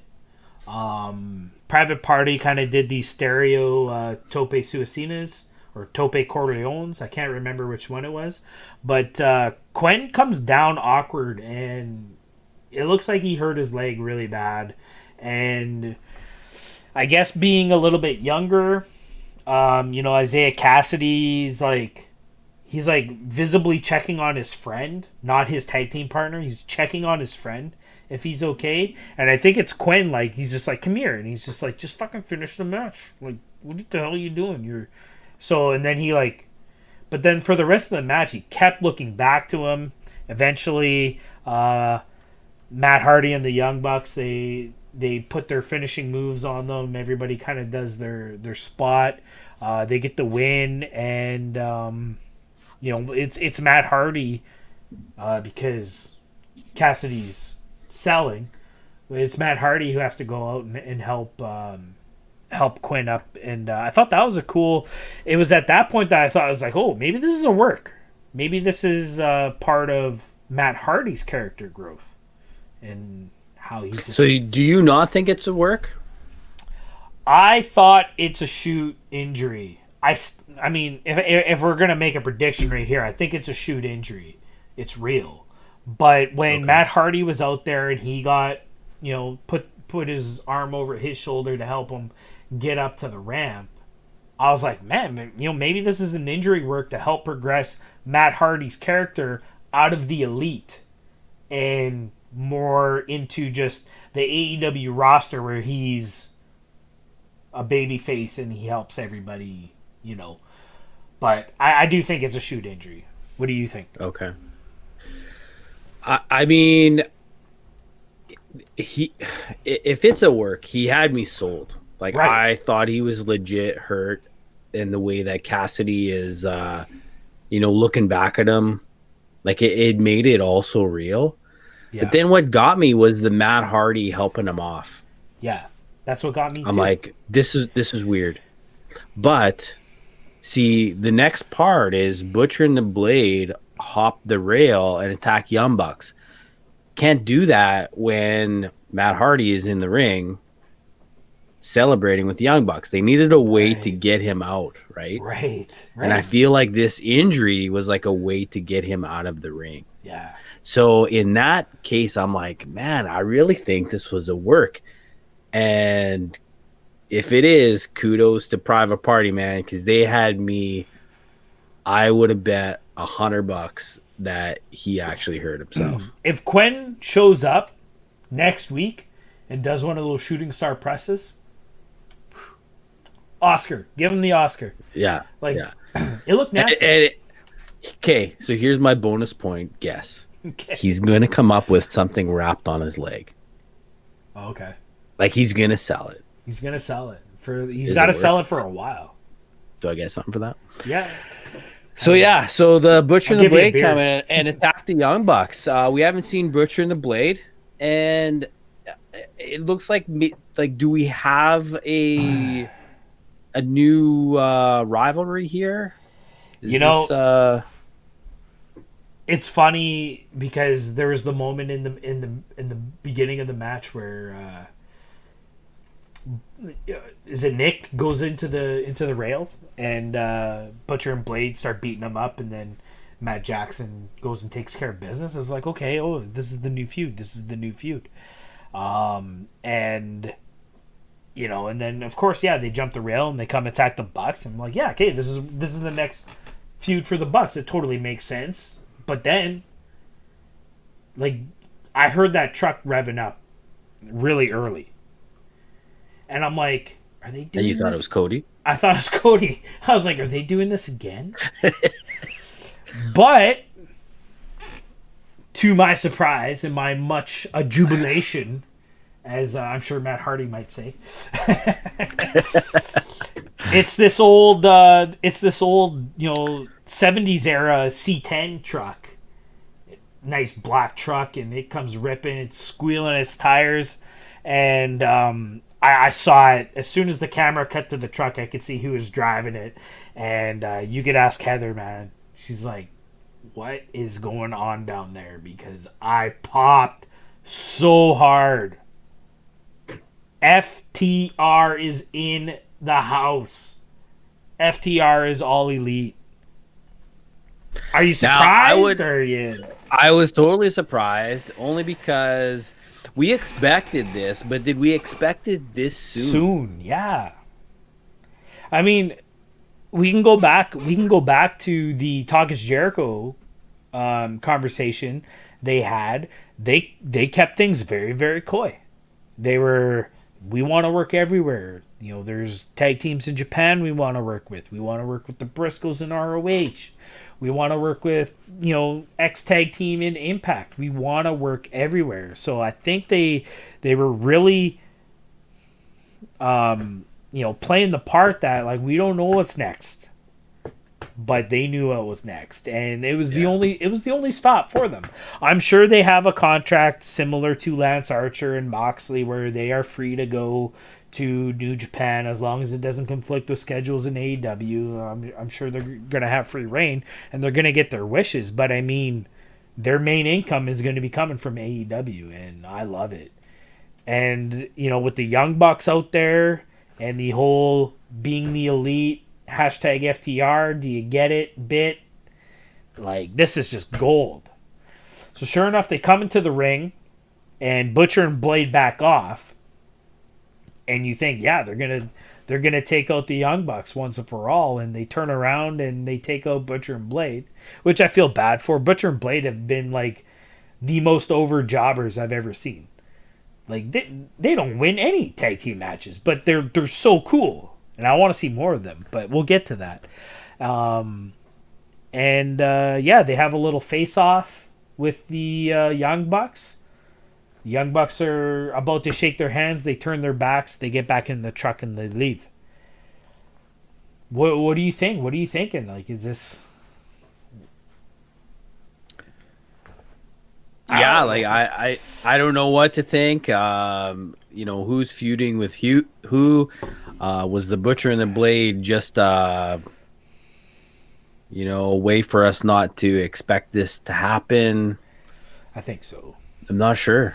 But yeah, we're not really sure where it's left at with the Young Bucks and FTR. So just to clear up, because there was some, I had said something that I thought was very much confirmed and true, but there had been new news that had come out after we had recorded that episode. FTR does not stand for Fear the Revolt. Apparently they got slapped with a cease and desist from the Vanilla brand. Oh. Somehow WWE figures they own that word, Fear the Revolt. I don't know if they had said that in a promo as the Revival, because they had started wearing hashtag FTR on their trunks, as they're like, if this thing's so over, we're gonna take advantage, right? Right. So I don't know if they had said Fear the Revolt or something, but WWE has a case of cease and desist, so they kind of said, we're not even going to touch this with the 10-foot pole. If that's the way you want to be, that's fine. So essentially, Dax Harwood, and Dash Wheeler are just hashtag FTR. That's the name of their tag team. Oh, okay. But they have a new shirt on, I think it's on Pro Wrestling Tees. It might be AEWshop.com. I'm not 100% sure. Check it out.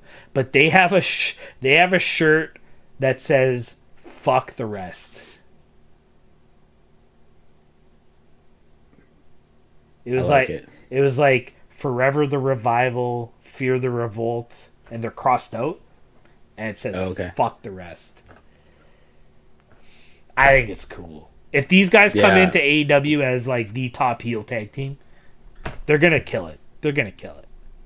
And as I wanted it to happen, Dax Harwood took a picture with Arn Anderson. So, he shaved his mustache, so it's not so Arn Anderson-ish. But they still took a picture together. And I was just like, yeah, father and son reunited. Family reunion, yeah. Yeah, it was good stuff. All right, let's move on to. I need to make sure my slides. I forgot to update the plan, but yes. That's all right. I'll talk about the next match. The next match we had Jon Moxley came out. Yes, this is what I watched. Came out from the crowd, and he goes right to comms. So he's doing comms for the next match, right. And we have the. Can we say the newest member? Yep. Second newest members of. Fairly new member. Hashtag FTR. Brian Cage going up against Lee Johnson. So Lee Johnson up for another World of Hurt here against the absolutely massive Brian Cage. He's about to be 0-9, I believe. Yeah. This is Cage's Dynamite debut. How did you think it went? It was really good. I like that Taz is with him.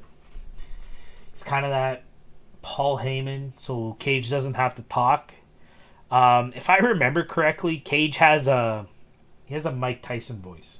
Like, for such a big, bolstery guy, he's got kind of a wussy voice. So I don't know if you really want this guy to talk. No offense to Brian Cage, please don't hurt me. But I like Taz with him being the mouthpiece. And he's doing a good job. I think it's been a while since Taz has been on live TV, not behind the commentary, because he kind of stumbled over his words a little bit. A little nervous. He's a little nervous, I think, to be back out there, but he'll come back right into it. He'll realize, like, what am I so nervous for? But I really like these two together, and I feel like it adds so much to a big guy character to have that. It's funny to say Taz is the smaller guy, because he's short, but he's a big guy. But to have that smaller guy kind of holding the leash on the monster, if you will, Paul Heyman, MJF, Jimmy Hart for, how many different tag teams, it just makes that person or that entity seem so much more dangerous. And yeah, I love that they put these two together. The match basically goes the way we think it's going to go. I'm pretty sure Brian Cage paralyzed Lee Johnson for life on the. He's dead for sure. Yeah. I forget what There'll be a funeral for him on the next BT. Yeah, I forget what the name of that move was.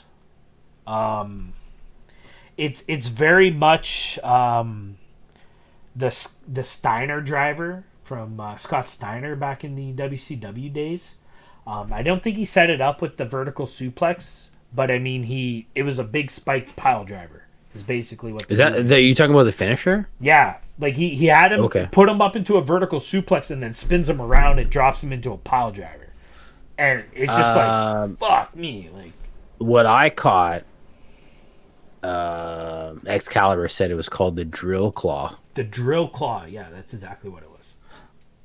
Yeah. So I don't know if that's no, that sounds like like a unique word or like a unique finisher, or is this a move that's already been in existence? No, I think this is what AEW creative, if there is such a thing.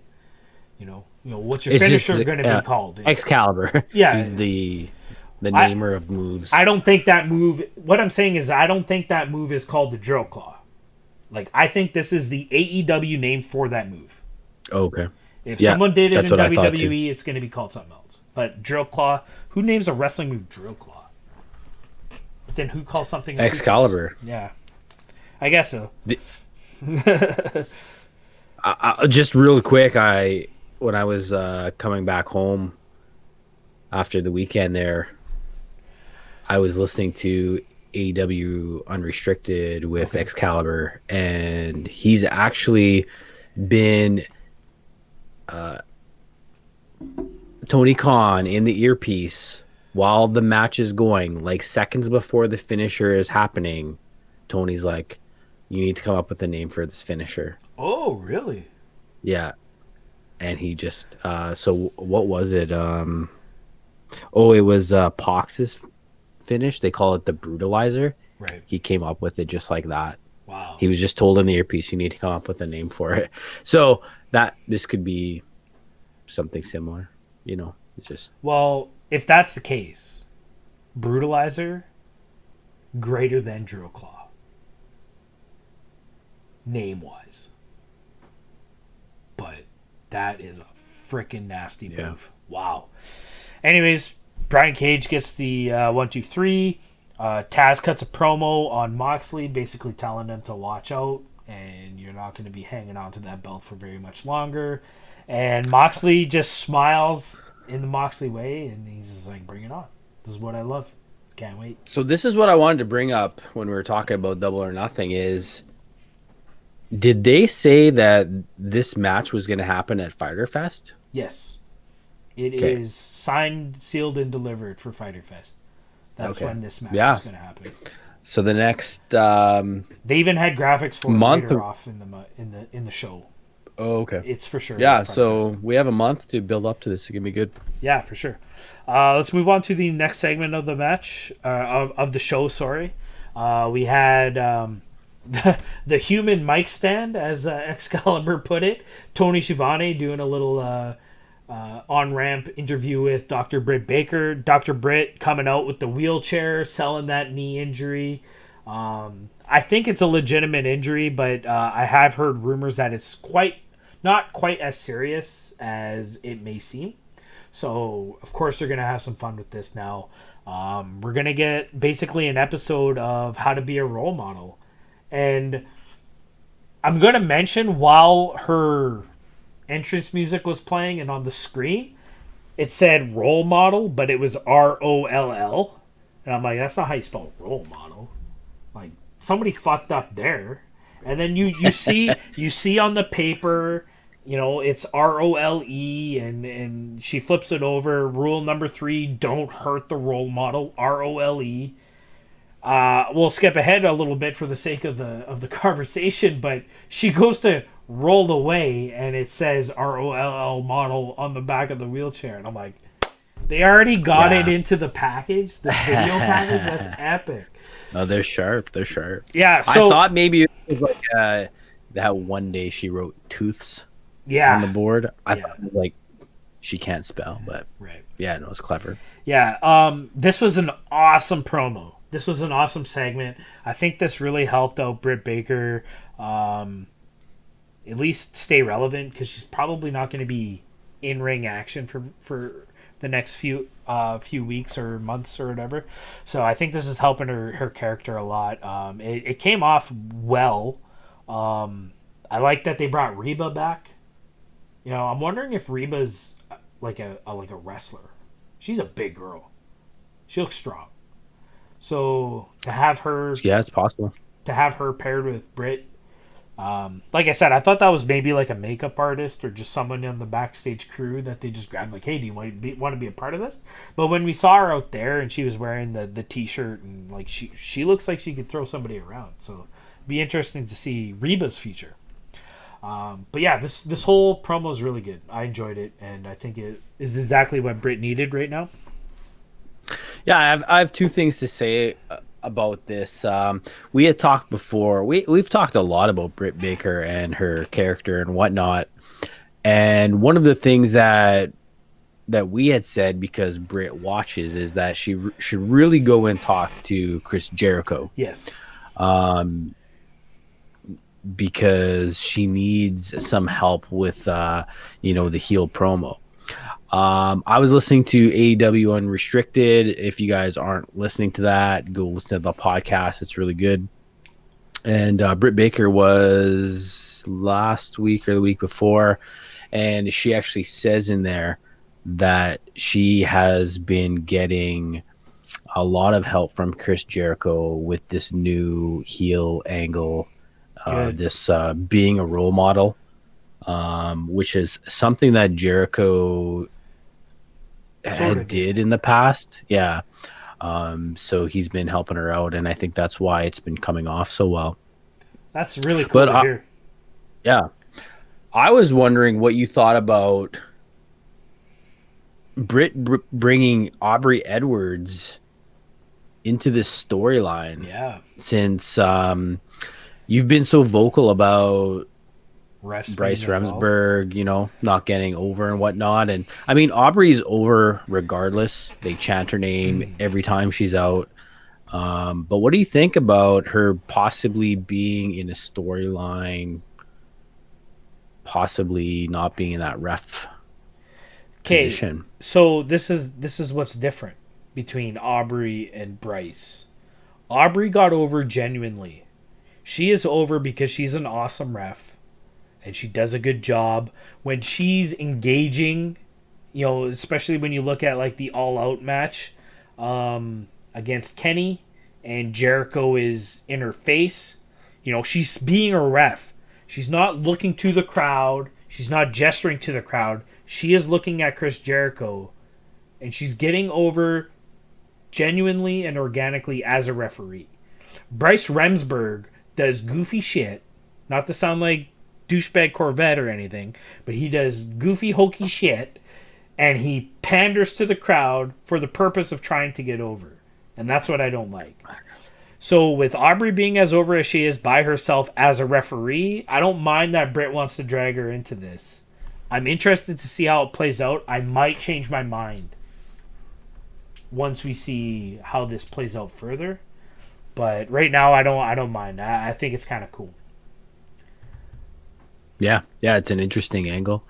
I mean, I don't want Aubrey Edwards to not be a ref, because she's really so good at it. I don't think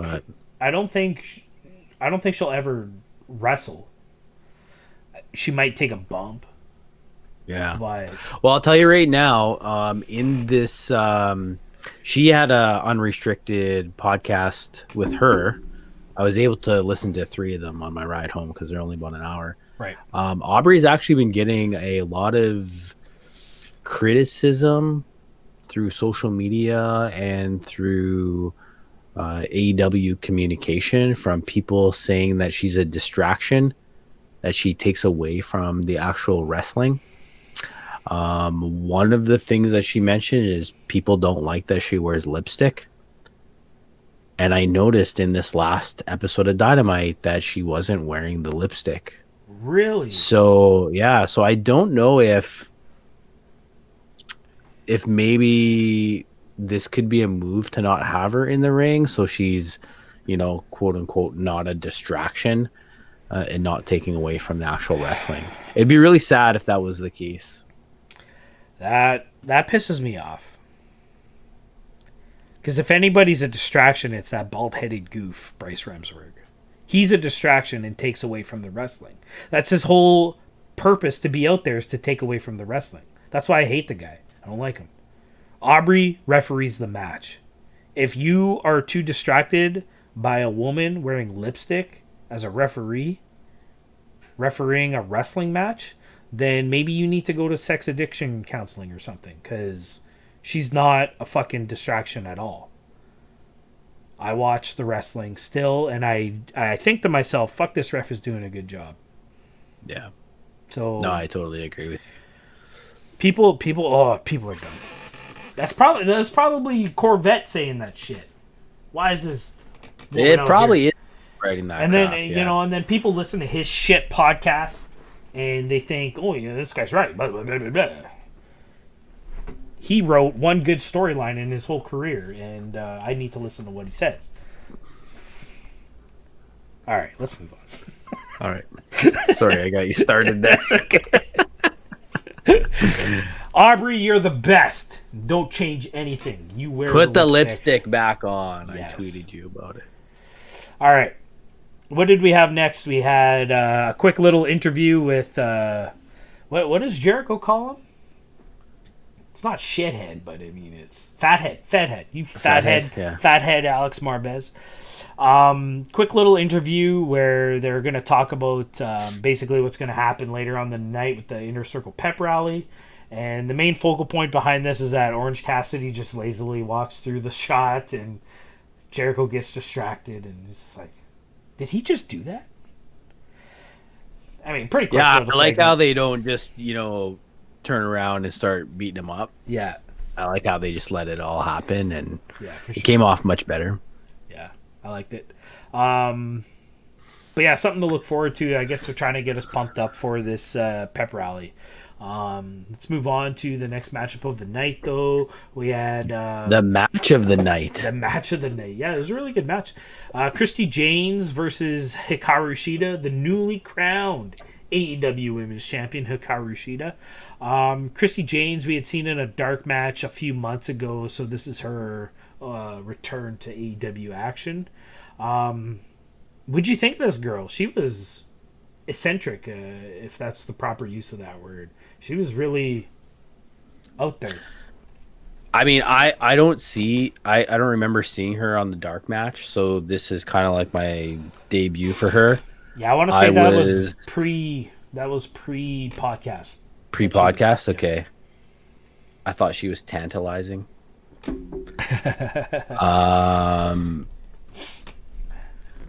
I'm sure we might talk here in a little minute about, my other number one female person here in AEW has kind of gone through a change. So I think my new one is Christy Janes. Wow. I thought she was excellent, and not only a decent wrestler, but I think she was really trying to take an opportunity to be a character, like you had said with the young lady King there on Dark. She was very vocal, kind of doing the heel thing, and trying to make fun of Shida and whatnot. And yeah, I just thought it was just a really good match, really athletic. I think she'd be a good fit in AEW. Mm-hmm. Yeah, she's Brazilian. She had like the Brazilian flag all over her gear, which I thought was pretty cool. I mean, we have history with Brazil that we don't want to mention, but I mean, it's cool. For her, though, I think I could put it aside. Yeah, you could, eh? Okay. Yeah. But yeah, great match. She's quite the little dancer. There was a moment there where she did a little Brazilian shuffle, if you want to call it that.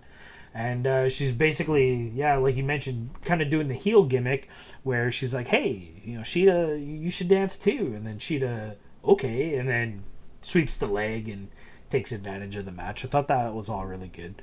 Which is good, because if you follow Shida on social media, she is a singer and a dancer. So this would, totally fit in her lane there. Right. And yeah, just a perfect heel move get kick the her in upper the hand. leg. Yeah. Cool. But yeah, great match. I agree. I think this girl's got a future. We'll have to see more of her. Hopefully Now I have we'll see one more question for you. Yes. Was this the mystery woman at Double or Nothing? Remember I kept saying, Yeah. see that woman in the corner? Was this her? I don't think so. Oh, I boy, okay. think if that I mystery thought maybe it was. I think if that mystery woman was anybody that we've seen in this past week, it was the King girl. Oh, I gotta watch Dark. I didn't get to watch Dark. Yeah, because Okay, Christy. can we stop the podcast? Yeah, I want to go watch Dark. Oh. Christy James was. I don't know how to say this without being cruel or anything like that, but she was shorter. Power through it. She was muscular. Shorter. She was shorter and muscular, where Christy Jane's tall and slender, and I think that girl in that dress was tall and slender, brunette. Okay. So, Okay. yeah, I think that was, but I mean, it's still up for debate. Like I was thinking it. Well, while I'll I go was check watching it out. Dark. Yeah. So I mean, Hikaru Shida gets the win in this one. She retains. I don't even think this is a title match by any means, but using that Falcon Arrow as her finisher, gets the 1-2-3. Great match. I suggest watching it. Christy Jane, definitely a talent to watch out for. Make her all elite. Make her all elite. Sign the paper. We get another promo segment in the ring. We have Cody basically making his first appearance as TNT champion. Tony Schiavone out there to do the interview. Another great just promo by Cody. But I have to say, I've heard this promo before. I have to say that as well. I think we were texting at this point in the show. Yeah. And when you said it, I was like, yeah, totally. I've totally heard this promo before. And I mean, it's great. And I guess it's kind of one of those stenciled cookie cutter. I'm the new champion and I'm here to fight champion, and anybody who wants a title shot, I will give a title shot, basically type promo. I just think you can do this without saying open challenge. Right, that's the key word. Just say there. you'll take just say you'll take everybody on, because I feel like that open challenge, to me, that is John Cena. Mm-hmm. It's tattooed on his arm. Yeah, United States champion, open champion. Yeah. I agree. And I think that's the key phrase that kind of just took this promo from up here and just kind of brought it down here a little bit. But still great. Cody's the best. I'm excited to see how this open challenge will work out. We are getting, it was promoted throughout the whole show that this Battle Royal main event, the winner of that Battle Royal was going to get the first shot at the TNT Championship at Cody. We'll talk about that in a minute.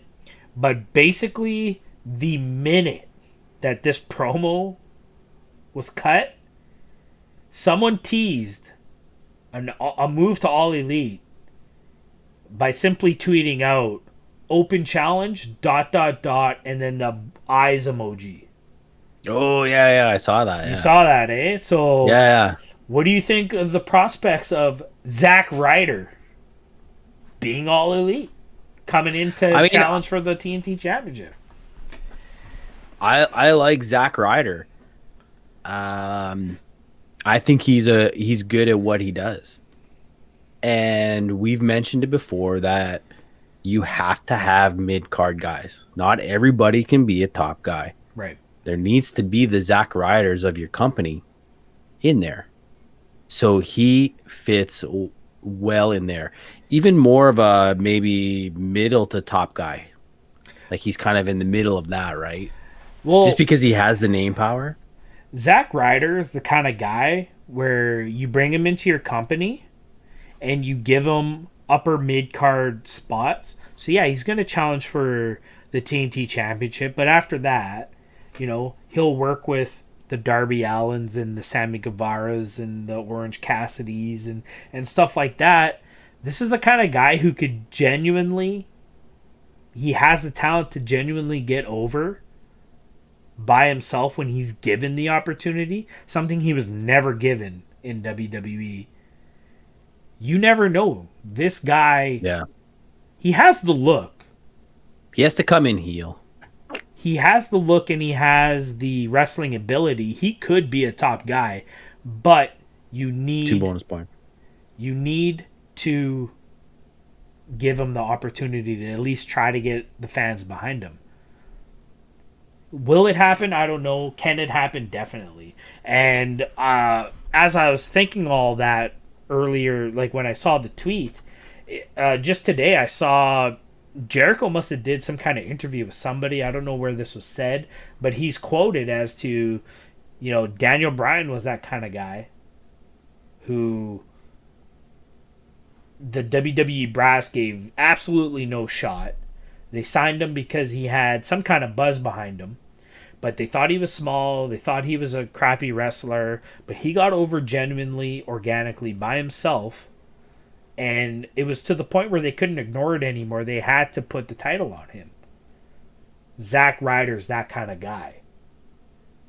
Quote from, like, not quote word for word, but paraphrased. But Jericho says Zack Ryder's that kind of guy. He could get over genuinely or organically to the point where, you know, whoever he's working for can't ignore it anymore. But WWE is the king of burying talent when they need to bury talent. And they definitely buried Zack Ryder over and over and over again. Just look at his less than 24-hour title run of the IC Championship. That guy got the biggest pop of WrestleMania that year when he won that ladder match for the IC Championship. And then they make him drop it the next night on Raw in front of his parents. Like, that's bullshit. He could have been huge. And I'm super excited if Zack Ryder shows up in AEW. Again, it's that whole, you know, you guys said you weren't going to take every WWE reject, but I mean, I think you make exceptions for guys like Brodie Lee, you know, and Zack Ryder. Matt Hardy. Yeah. You know, those are just names that you can't ignore. My world also got destroyed during this promo.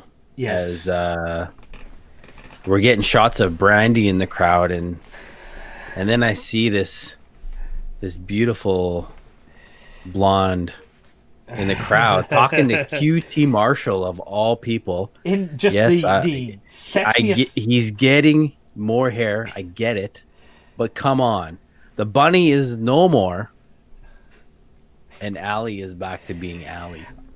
You know, I didn't. It's disappointing, man. I knew you were going to bring this up at this exact point of the podcast, but I have to mention this was already on Dark. This started on Dark. Did it? Okay. I gotta watch Dark, man. Yeah, during the Natural Disasters match, and QT he's getting his butt kicked a little bit.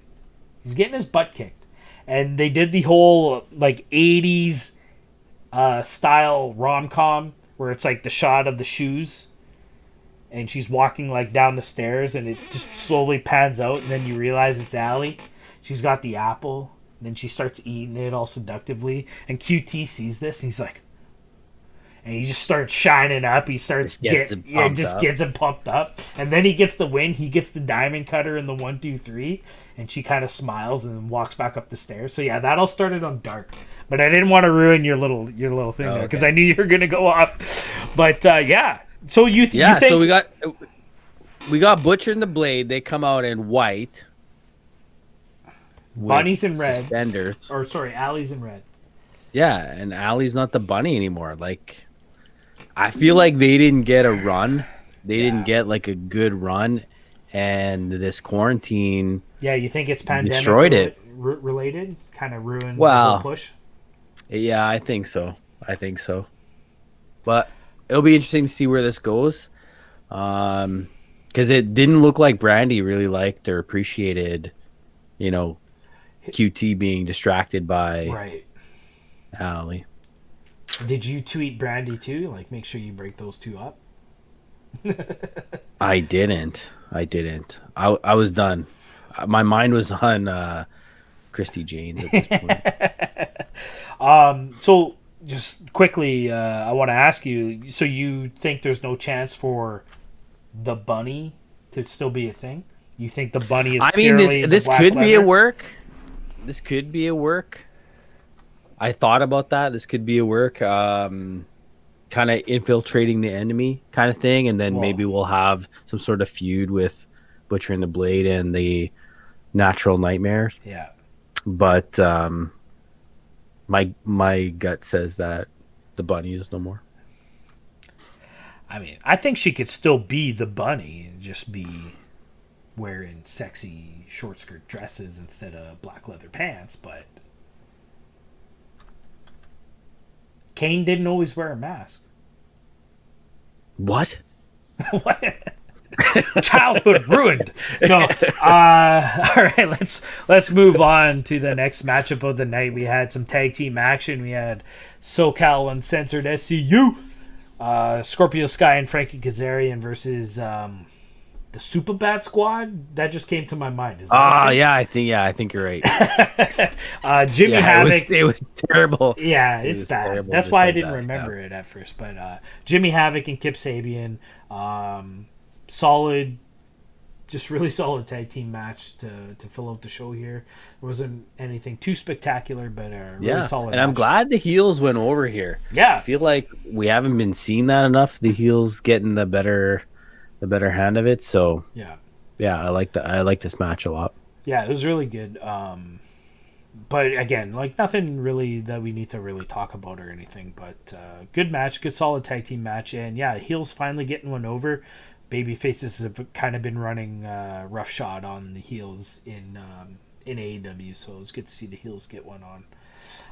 Let's move on to the next segment of the show. Yeah, we had a filmed promo from MJF and Wardlow.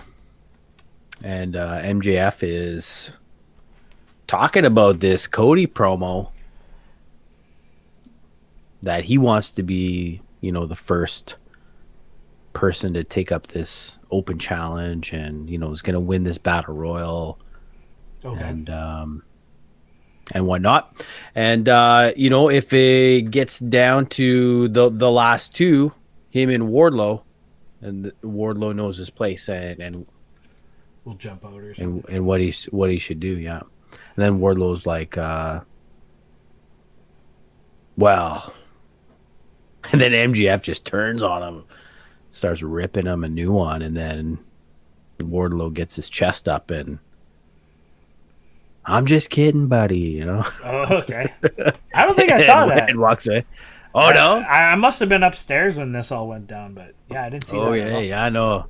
MGF just starts yelling at Wardlow, and then Wardlow just kind of like looks at him and, I'm just ribbing you, Right. We're gonna have fun out there tonight, and walks away. and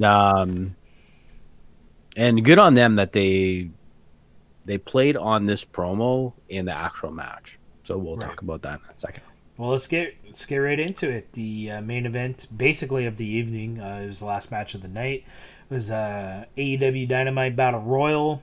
Everybody vying for the chance to be essentially the number one contender for the TNT Championship.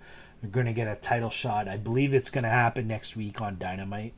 A lot of familiar faces in this Battle Royal. We had Luchasaurus and Marco Stunt. Sonny Kiss was in there. Who else? Jungle Boy, Billy Gunn, Colt Cabana, Orange Wardlow Cassidy, Wardlow and MJF, Orange Cassidy. So Avalon, Cutler. Right. So a lot of good stuff happened. I mean, standard battle royal. Everybody started in the ring. MJF kind of propped himself up in the corner right away, and Wardlow just played protector. Few people tried to get at him, and it didn't pay off for them. But anything else you want to talk about for the battle royal? Just that Orange Cassidy comes out last. Wasn't in a hurry to make it to the ring. They had already rang the bell. Right. He gets attacked by Proud and Powerful, and then you don't see Orange Cassidy until there's only 3 left. Right. So we get down to MJF, Wardlow, and Jungle Boy, and it looks like the scenario from the promo is going to play out, right? They're going to get out Jungle Boy, and then Wardlow's going to have to make the decision on, does he jump over the rope and give MJF the win, or does he go against MJF? Okay. And then Orange Cassidy strolls into the ring, and the announcers are like, "Oh, he hadn't been eliminated." So now it's a kind of 2-on-2, we'll say. What happened there? MJF takes the Dynamite diamond ring out of his shorts, goes to hit, I think it was Jungle Boy. Jungle Boy ducks. He hits Wardlow with the ring. And all of that confusion, they throw out MJF. And then they look at each other. They get out Wardlow. And I have to say, I don't know about you, but would not have expected these two to be in the last 2. What did you think about Jungle Boy and Orange Cassidy being the final 2 participants in this battle royal? Yeah, I get that Jungle Boy's there. We've been kind of talking about it's maybe his time, but yeah, Orange Cassidy was a little out of realm, but it makes sense with the whole setup of the Inner Circle promo. You know, Inner Circle comes out and beats him up so that he doesn't have a chance at this shot, but he composes himself and gets back in there late, and then they tag team up and get rid of MJF and Wardlow. I don't know. I'm not upset about it, but it is a little awkward that Orange Cassidy's there. But we get one of the best little 2-minute singles matches probably ever. Like, these two worked really well together. They were flipping and teasing. The eliminations were really good, and right into the final elimination is probably one of the best final eliminations of a battle royal I've ever seen. Jumping like Hurricane Rana to the outside and still grabbing the ropes and skinning the cat, if you will. It was really cool. I enjoyed it, and Jungle Boy getting the win in the Battle Royal. Going to have a title shot at the TNT Championship next week against Cody. So, well, should we do a prediction here? I mean, Cody versus Jungle Boy? It's going to be Cody. Cody's not losing first defense. Can't see it happening.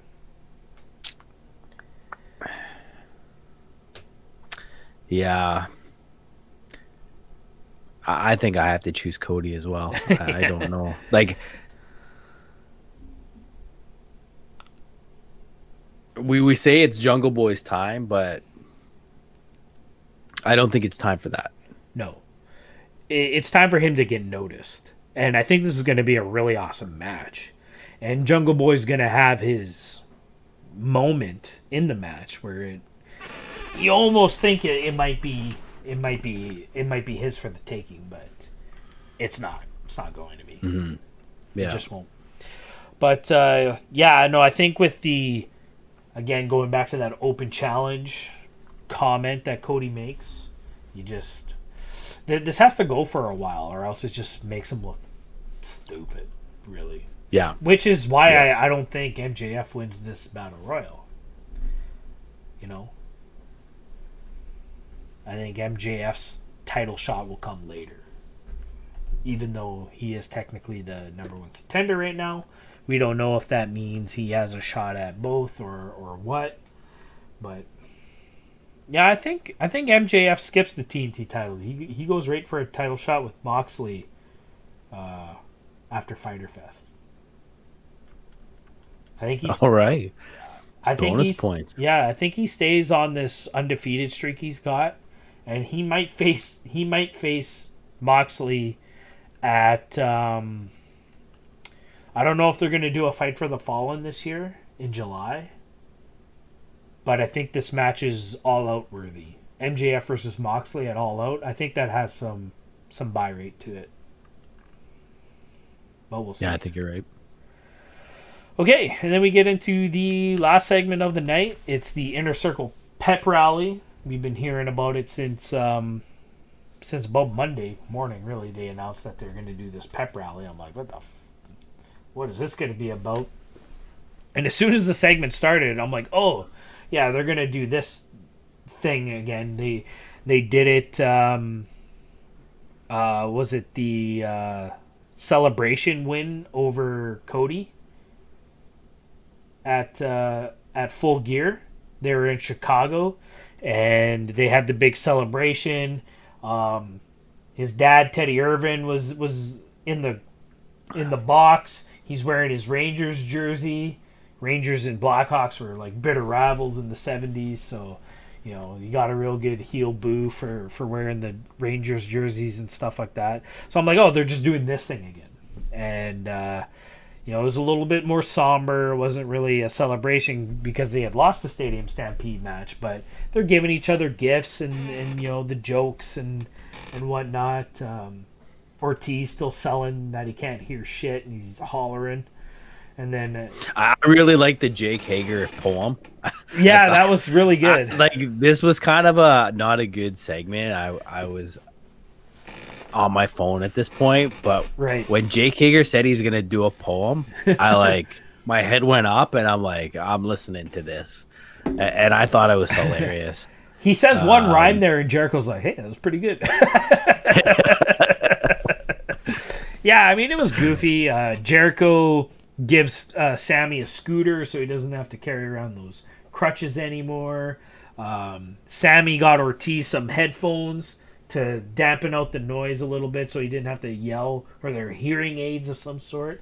I don't think they took too much effort to make that seem more clear or anything like that, but essentially he could hear again and he's super happy. He wasn't shouting anymore.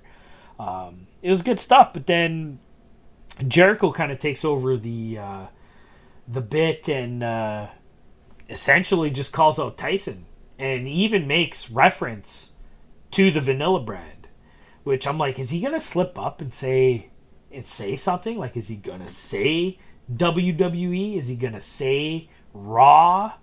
Like, and he says it. I remember the day, January 10th.